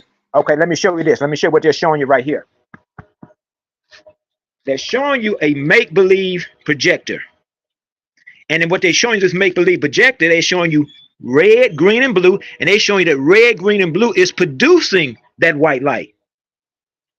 See that? But now he just say it because, once again, if you don't know how to figure this out, they have an objective to make sure that you're going to come to the truth, because they understand what truth is going to do for you in genetically. Let me show you again. That is a projector. So they're showing you animation of a red light projector, a blue light projector, and a green, and then they're showing you white light in the center. Now, he just said, how come they're not showing you 7 colors? How come they're not showing you 7 projectors? Because what it is, when you get red, green, and blue, it's a cancellation effect. So what it is, they'll tell you red, green, and blue produces white light. Look, that's how you prove it right there. Thank you, brother. You made my argument stronger now. I mean, when they tell you the white light, I can explain it to you. Explain it. Red, green, and blue. Those colors bleed off into each other. That's what frequency is. When you're dealing with frequency, you go from 0. If that's a value you're dealing with, you're going from 0 all the way up to 750. In between 750, there are true colors, which are red, blue, and red, green, and blue. Right. Okay. So wait. Let's take it one step at a time. Let's take one step. Wait. Let me ask you about something that you're saying. When you cut me off, I'm gonna have to go all the way back and restart all over and keep reiterating the same things over and over again. But when you do it, make sure you pull up your sources like he did. He got a book out. You talking from your lips. No, brother. Every time I speak, I keep telling y'all you can go to www.this. You can go to this. But every time I bring those up. That's the agenda. That's the agenda. Any information that I bring up that is in contrary automatically becomes the agenda. That is literally what biasness is. It's literally what it is. So again, when we talk about colors, when you're dealing with pigments, this is what it says about colors. You can go to www.learn.leecottonor.com. You could go to openregion.pressbooks. You could go hold on, stop. Don't interrupt me. You can go to Khan Academy.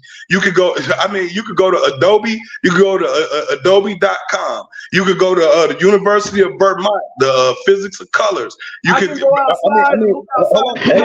What your source is. Hold on. Now I'm going to answer your question. When it comes to pigments are chemicals. That's a fucking fact. It's a fact. Pigments are chemicals. Brother, what's your name? Hold on, brother. Light is not comprised of.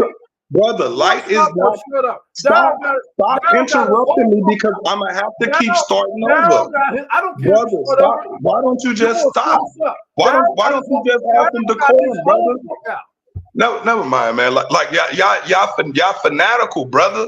Like I said, at the end of the day, y'all want to argue. You want to argue with Google. That's okay. That's okay. But I'm telling everybody out in the audience, if you go look up pigment, you can go type in Google right now. Is pigment a form of light? And it says a pigment is any substance that absorbs color. It says substance that absorbs color. The color of the pigments come from wavelengths of light that are reflected, or in other words, those wavelengths not absorbed. It says the chlorophyll, that's the substances in plant. It says the green pigment common to photosynthesis cells absorbs all wavelength of visible light except green.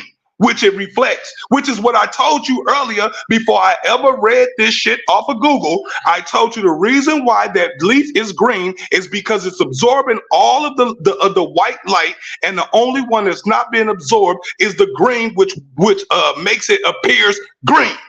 That's exactly what I told you.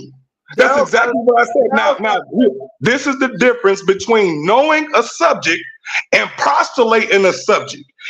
I'm an artist of over 30 years, and I've been using colors and light my entire life. This ain't something I just started doing. So again, when you're talking about pigments, when you're talking about colors as far as pigments go, you're dealing with chemicals. When you're talking about light, you're dealing with photons. You're either going to understand the difference between chemicals and photons, or you're not. You're either going to keep on postulating this dumbass shit and keep on making people believe that chemicals and photons are the same thing. They're not. I'm willing to bet you've been an officer for 30 years before a damn artist. Where's Bro. your source at? You just pulled up. I just read off a whole list of sources. Bro, I want to know where you just got that one from in particular. I want to go there. It came from there at the University of Arizona, Pigments and the Biology Project of the University of Arizona. You can go to www.biology.arizona.edu, and you can go look into the intro of photosynthesis. You can go look it up. See, I'm not postulating and giving y'all commentary based on how I feel. This is just based on the information that has unfolded in front of us over the course of human life. This is just what it is. This is the reason why he can't show us a flashlight that's shining shadows. This is why he can't do it, because it absorbs light. It's not projecting light. It's absorbing all the light. That's the reason, bruh. Never mind. Never mind. Go ahead.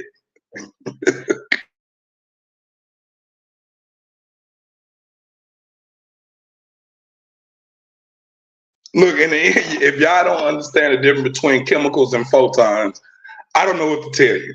You know what I'm saying? I mean that's as easy as it gets. Look, man, Daryl's on your ass, so stop it. Nah, Daryl ain't on my ass when he don't understand. Listen, bro. You can say whatever you want, but anybody who goes and study what I just said, they're gonna come up to the same conclusion. Anybody who ever used paint and ink and other types of pigments are going to tell you the same exact thing that I said. Anybody who deals with graphic arts, deals with lighting, photography, or anything of that nature are going to tell you exactly what I said. And none of the shit that he's saying is going to be relevant. So again, how do you know that? How do you know that? How you know what he said?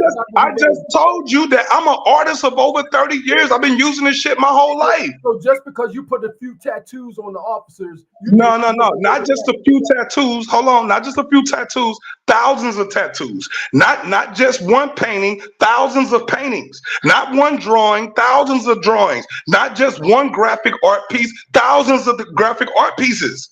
This comes from. When you gonna sell a few of them here? When you gonna show? Brother, listen. I can literally show you. I can literally show you that pigments. When you're dealing with color pigments, will be all black once you integrate all of the colors together, right? He can't show you black light shining, radiating all of the colors. He can't show you that because black absorbs. Well, what color uniform you wear? Blue or black? Again, like I said, that shit sounds real fucking good, but you yourself, you in opposition of what I'm saying. Why don't you produce the experiment yourself? Produce it. I believe you ain't gotta. Listen, I'm one of the only people that in the Lions Den that has ever done a live experiment in a debate. You can go live right now and go conduct an experiment yourself in contrary to what I'm saying. That's all you got to do. You ain't got to keep on trying to defame me, call me agents or anything of that nature. You can just prove what I'm saying is wrong by experimentation. Well, but you're not gonna do that because that takes a level of understanding physics and science for you to do, and you're not gonna do that because you rather appeal to people's emotion. You rather appeal to people's emotion. So it is what it ain't, brother. Listen, officer. First of all, I believe this. I believe everything Daryl was saying to a certain extent. Right. That's the problem. Believe. That's your problem. Believe. You believe. As far as my literature go, it tells me that before even creation, before the world was even born, there was darkness here first. And let there be light. So it was darkness here before that. So you can call that. Bro, again, this ain't got nothing to do with your beliefs. Experimentations have nothing to do with your belief. You sitting here talking to us about your belief, what you believe. We don't give a shit about beliefs. This is science, brother. Brother, science don't care about your belief, brother. So again, if you want to show, in contrary of what I'm saying, you're gonna have to conduct an experiment. If you can't conduct an experiment, or at least show someone else conducting an experiment, then you just get galloping and talking. You just talking. Well, look at not 12. Listen to what I'm saying to you. I'm just telling you that I believe what he was saying because, like I said, you're a religious fanatic. You already proved that to us, and then you even went back. Then you even went back to say in the beginnings of the darkness, and God created light, and then reiterated to your religious fanaticism when we're talking about science. When we are talking about science.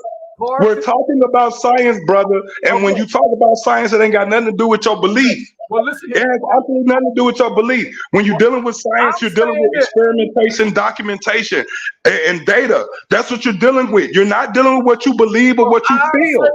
I'm saying this. If it's somebody coming to pick me up in car 54, I want it to be Daryl. I want it to be Daryl. Because Daryl seems like he knows what he's talking about. He got his right. I bet. I understand. Right. Exactly. We get it. You went to Google. No, I didn't go to Google. I didn't go to Google first. I did not go to Google first. I came out of my own mouth and told you in my own words. I went to my own self. From my own self, I gave every last one of you my own words. Then I went to the source. Then I went to the sources because y'all like to complain about sources, right? He showed you a source, showed you pictures in the book, and telling you the exact opposite of what the damn book saying. Daryl, that's like me reading you a book about cat in the hat, and then he telling you, "Oh, this ain't really a cat, and that ain't really a hat." This is what like stop the foolishness. If we're gonna deal with science, let's deal with science and not belief. If we're gonna deal with politics, let's deal with politics and not belief. That's all I'm saying. And y'all got a serious fucking issue with this. Y'all got a serious problem with distinguishing the two. I got a problem with cops in general. But listen, okay, well, again, brother. You sitting here calling me a cop. You calling me a cop. You calling me an agent. Don't make me a cop or an agent. They just make you foolish as hell to sit here and fucking bear false witness against me. That's all they do is show. All they do is show us that you don't even follow the fucking bullshit that you talking, because you have absolutely no knowledge of me being a damn cop or a motherfucking agent. You don't have no evidence of that. So that means that you're bearing false witness and you're lying to everybody every time you say it. So that means that even your belief system ain't worth shit because you don't even follow it. You don't follow it. You don't even follow your own goddamn shit. Are you done? Hey, let him respond. No, I'm not. Laurel, let him respond. Let him respond, brother. Let him respond. Now, like I said, brother Daryl went and did his own research. He didn't. He ain't show you no research. The man ain't show you no research. He sat there and did shit. He looked at a picture and he came up with his conclusion by looking at the picture without any type of experimentation or experience in the fucking field. That's what he did. Y'all niggas don't understand the difference. He did more than what you did. He went and got his books.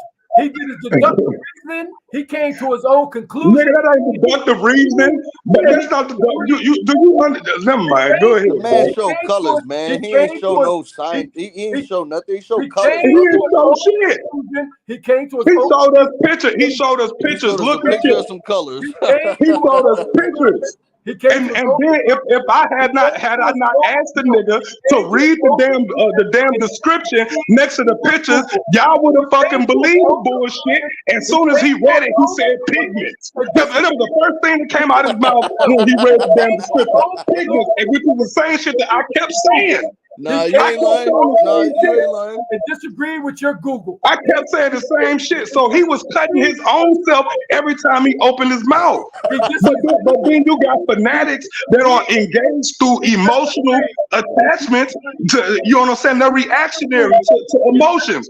So because you heard the brother say, colors about 20 times. I get passionate about this. That's what he said. I get passionate about it. Right? That's because you're emotionally charged and you're not using reason and logic. You're using your feelings. You're using your feelings, nigga. Science don't give a shit about your feelings. Science don't care what you feel. He disagreed with you. Period. He got his own book. That wasn't his own book. That wasn't his book. He disagreed with you. That wasn't his book. That's what I'm saying. Like, y'all niggas is crazy. That wasn't his book. If he purchased it, it's his That book. was not his book. That was a physics book, an old ass physics book at that. That was an old ass high school. It was an old ass physics book, probably come from the 70s. Old ass chemistry book.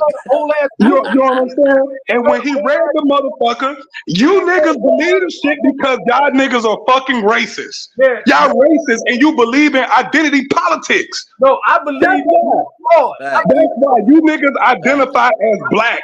So you want black to be this motherfucking majestic ass fucking superficial ass shit when in reality that's not what the fuck it is. I believe you a fraud. You got a Okay, that's fine. Again, you sit here and talk about your belief. Your belief don't make me a fraud. That just means that's what you believe. Okay? And I believe the God is with you. Okay, so right, your belief, religious fanatic. That's all you are is a bunch of beliefs. Superstition.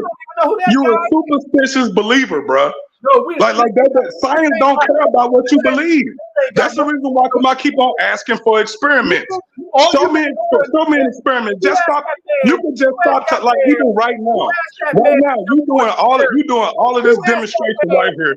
All this right shit right now. And all you had to do was show an experiment that shows what that man was talking about is true. Nah, we're not doing that. Nah, we're not doing that. Just like right now, if I was dealing in law, I wouldn't just keep on telling you, oh, this the law, this the law. I'm gonna bring up case law studies. I'm gonna bring up the studies. I'm gonna show you, nigga. Look at the science of law. This right here ain't based on how you feel. No, we're not doing that here today. You asked that man to show you an experiment. You asked him to show you a clear experiment, and you ain't showed nothing all day. We're not doing that. I don't have to. I don't have to show him because it's all. The shit was in his book. If you nigga, he bought the shit for us. He put it right in front of your face. He opened the book up and he pointed at the picture and said, "See, they lying." And then he didn't read the description. And had I not asked for the description, your ass wouldn't fucking knew that the nigga was fucking postulating. You wouldn't have knew it. You wouldn't have knew it. But thanks to my integrity, I'm the one who asked the nigga to read the damn paragraph next to the damn description. Nah. You know what I'm saying? Like, come on, man. Come on, man. That's the same thing you religious fanatics do when it comes to the Bible. Y'all do the same thing. Oh, that's allegory. That's mythology. That's metaphor. Y'all do the same thing. That's a talking head. Anytime something goes against your fucking narrative, this is what y'all do. Niggas is ages, niggas is cops. There's a fucking agenda. That's all that bullshit. That's all that bullshit. You know, your boy just could be confused. Can you think about that? Can your boy just be confused, brother? You know what I'm saying? I mean, like even right now, that brother right now could go do whatever experiment that he wants, and black is never going to radiate fucking white because black absorbs. Shut up. The only time you're gonna see something black, fucking radiate anything is when that motherfucker got electricity flowing through that bitch and the shit glowing, and that's not coming from the black. That's coming from whatever medium you put into it. Ain't talking about nothing. Drop your man. Drop your nose. Yeah, man. Ain't talking about nothing, man. You on mute, brother. You muted, Dow. Dow, you muted. Come off mute, Dow. You on mute, Dow. You on mute, Dow.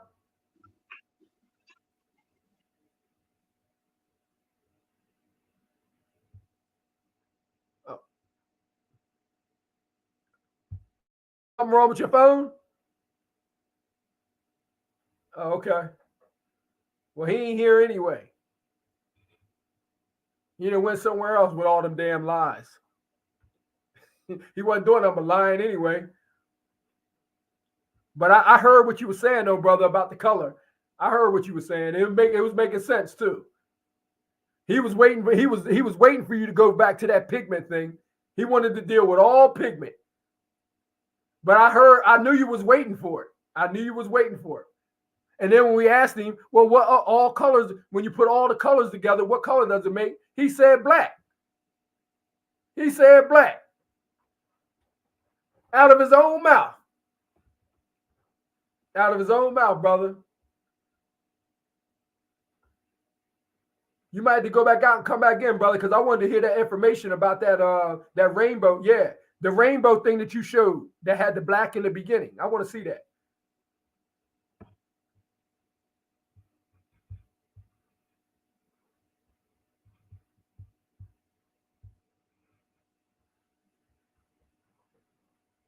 Officer Laurel, are you present?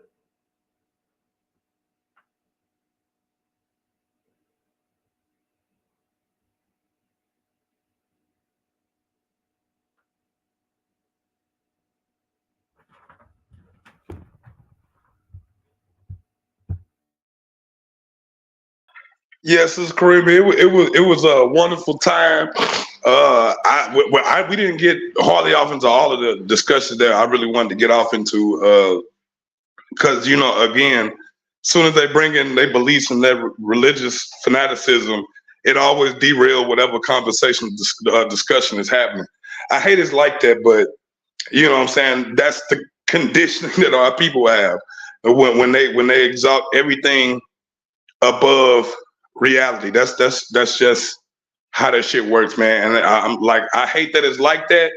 You know what I'm saying? And even when you show people sources on top of sources, when you give them sources on top of sources, they still denying it. That's cool. You know what? I'm not arguing with that shit. But what you're not gonna do is come on here and tell our people that chemicals and photons are the same thing. Yeah, I mean, shit. I mean, you know what I'm saying? And then the fact that the people that's rooting him on don't know the difference between chemicals and photons says a lot. And y'all wonder why I'm pushing stems. You wonder why I'm pushing stems, because you can't even explain the reality that's in front of you. That's the reason why I'm pushing stems on you, because you got to get a good grasp of the universe. You got to get a good grasp of understanding what the fuck's going on. And that's not what we're seeing. We're seeing fanaticism. That's what we see. You see what I'm saying? And fanaticism is good. Too bad you ain't, fanatical about the right things. Too bad you're not fanatical about a political process. Too bad you're not fanatical about getting higher learning, science, technology, engineering, mathematics. Too bad you're not a fanatic about those things. But when it comes to belief and superstitions, we gonna hammer double down on that shit and wonder why our people still in the same position they were since we got here. That's why. That same thing is the same reason why our people fell in the first place, because they took spirituality and exalted that spirituality over all things. And when you do that, that means you're off balance. Okay. You see what I'm saying? Can y'all hear me now? Can y'all hear me?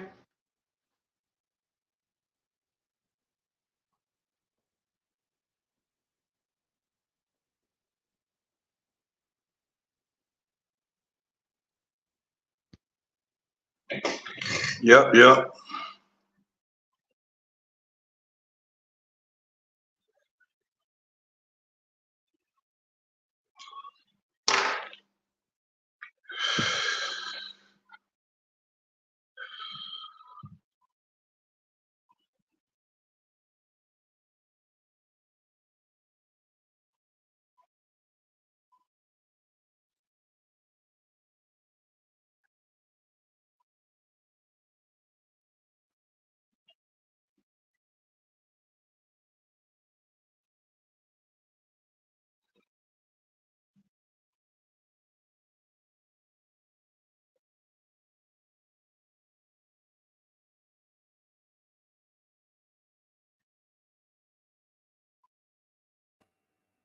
Look here, Officer 54.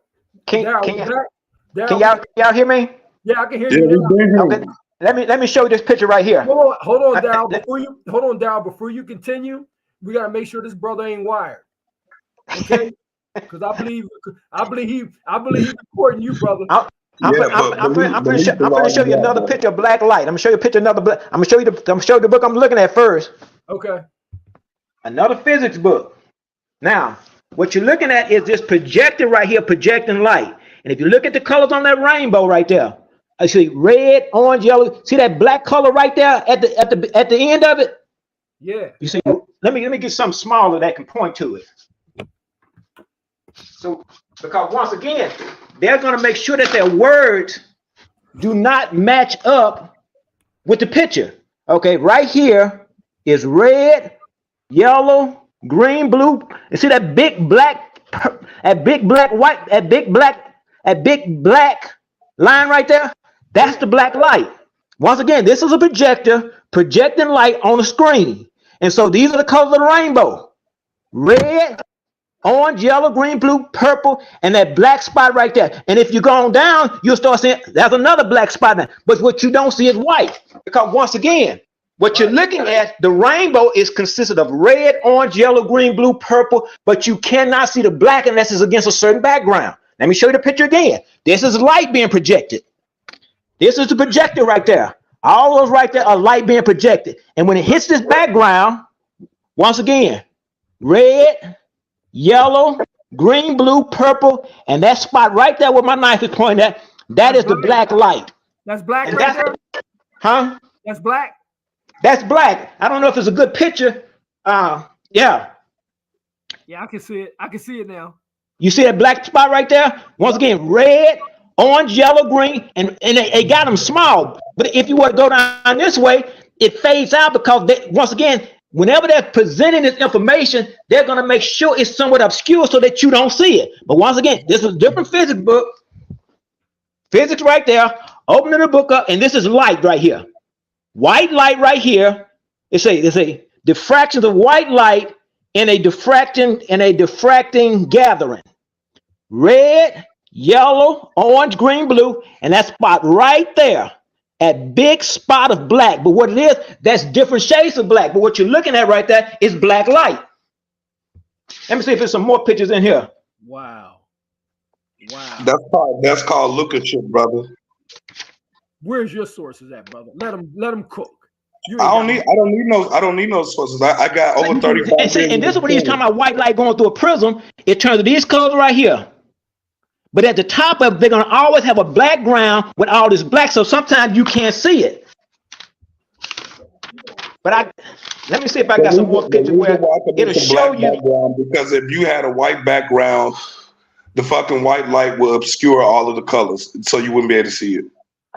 Okay, here's another. Okay, here's one right here. Look here.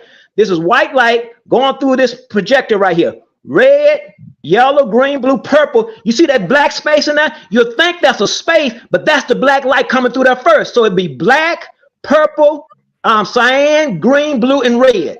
That's the color of the rainbow, because once again, unless you have it on a particular background, you cannot see it. This is fiber optic light going through this slit right here. This is the white light going through here, and that space that you see right there is black first. Then starts the purple. Then starts this color right here. Then the green, yellow, blue, and red right there. Can y'all see that? White light going through this prism. That area there that looked like it just jumped from here to there. That's the black light. From here to there is the black light. Then starts the purple. Then starts the cyan, what's called the blue, the green, yellow, and red right there. Well, that's sourcing up.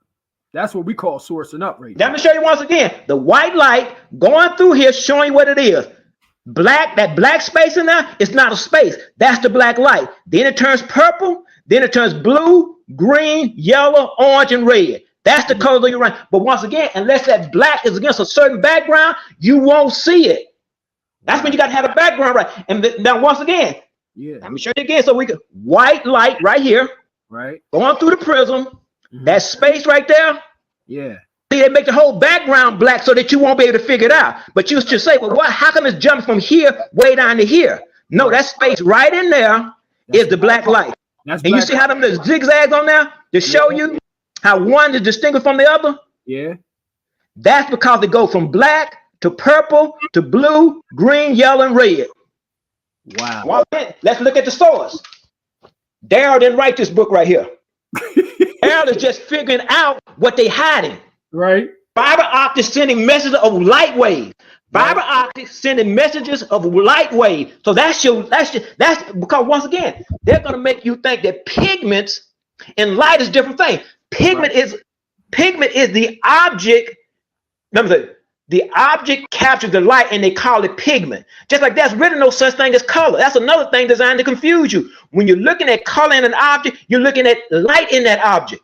Right. Because once again, they did not want us to connect the dots, because if we ever connected the dots, we would connect black back to light. And once we connect black back to light, our value is reestablished as black people. Darrell, see, I think we made a connection today, brother. I think we made a connection today. I was calling you Jimmy Neutron for but brother, you making sense. And this is why I say it goes back. You're right. We are our skin. We are the people. What our skin was able to do was connect with every vibration that we came into contact with and know the nature of the object. That's what this black energy is. That's what this black skin was for. You heard and saw with your skin, not just your physical eyes and your physical ears, but the skin absorbed the object and you knew the nature of the object. So nothing could get past you. So when Satan of any type of evil thing couldn't even get in your presence, because you could absorb the essence of it and know exactly what it was. That's when they wanted us to not accept it, because if we ever start accepting why we are black, it allows us once again to pick up on the freaks of anything that come within our presence. Exactly. And that's why they say some in the Hebrew nation, they say that the Holy Spirit is nature. Yes. Is nature. So it's everything around us. And if we go back to Genesis and talk about how creation, it says that we was, made from the earth, from the soil, and everything around us. We can't even explain what's all inside of our body. And they knew that there would be a time period when that information would come back. And what they were hoping for is that when it came back, we would not be able to dissect it from all the lies that's been wrapped around it. I agree. I gotta agree with you, Dal. I never thought I would agree with you, Dal, but I'm agreeing with you today. I'm on board. I'm telling you. I see what you're saying now. And I wasn't prepared. I wasn't prepared to showing this because I didn't know we was gonna go here. But what I'm gonna do is make sure that I'm showing. Let me see. This is called the nature of light. I'm gonna make sure that I have the information that I can deal with Mr. Electromagnetism. Yeah, Officer Burns, what I call him. Officer Burns. Officer Burns. Yeah. Well, this is a rainbow right here of a bubble. You start seeing those colors right again. At the top of that is the black energy or the black light. Yeah. But anyway, people, I'm gonna get my. So you got a whole little library over there, huh? Well, this is just my physics books right here. Oh yeah, but I've got the information, and I've done the experiment when I took a red bulb, a green bulb, and a blue bulb, and put it on a background, and I've seen the black light on it, but it has to be against the right background. Otherwise, you will not see it. Yeah, you should do a presentation on this. Oh yeah, I think that is a good idea. Yeah, if you do a presentation on that, we would have been got where you was coming from a long time ago.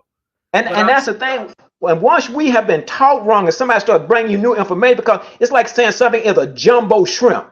That's like saying something is a big little. When I start saying black and light, most people, how can black be light? Because all of our life, we've been taught that black is darkness. And what I do show is that they use the black light energy in technology. When they're using X-ray machines, when they're using MRI machine, they're using this type of light to see the internal organs of a thing. And that's what we were able to do. We were able to project it through our creation and understand the nature of a thing.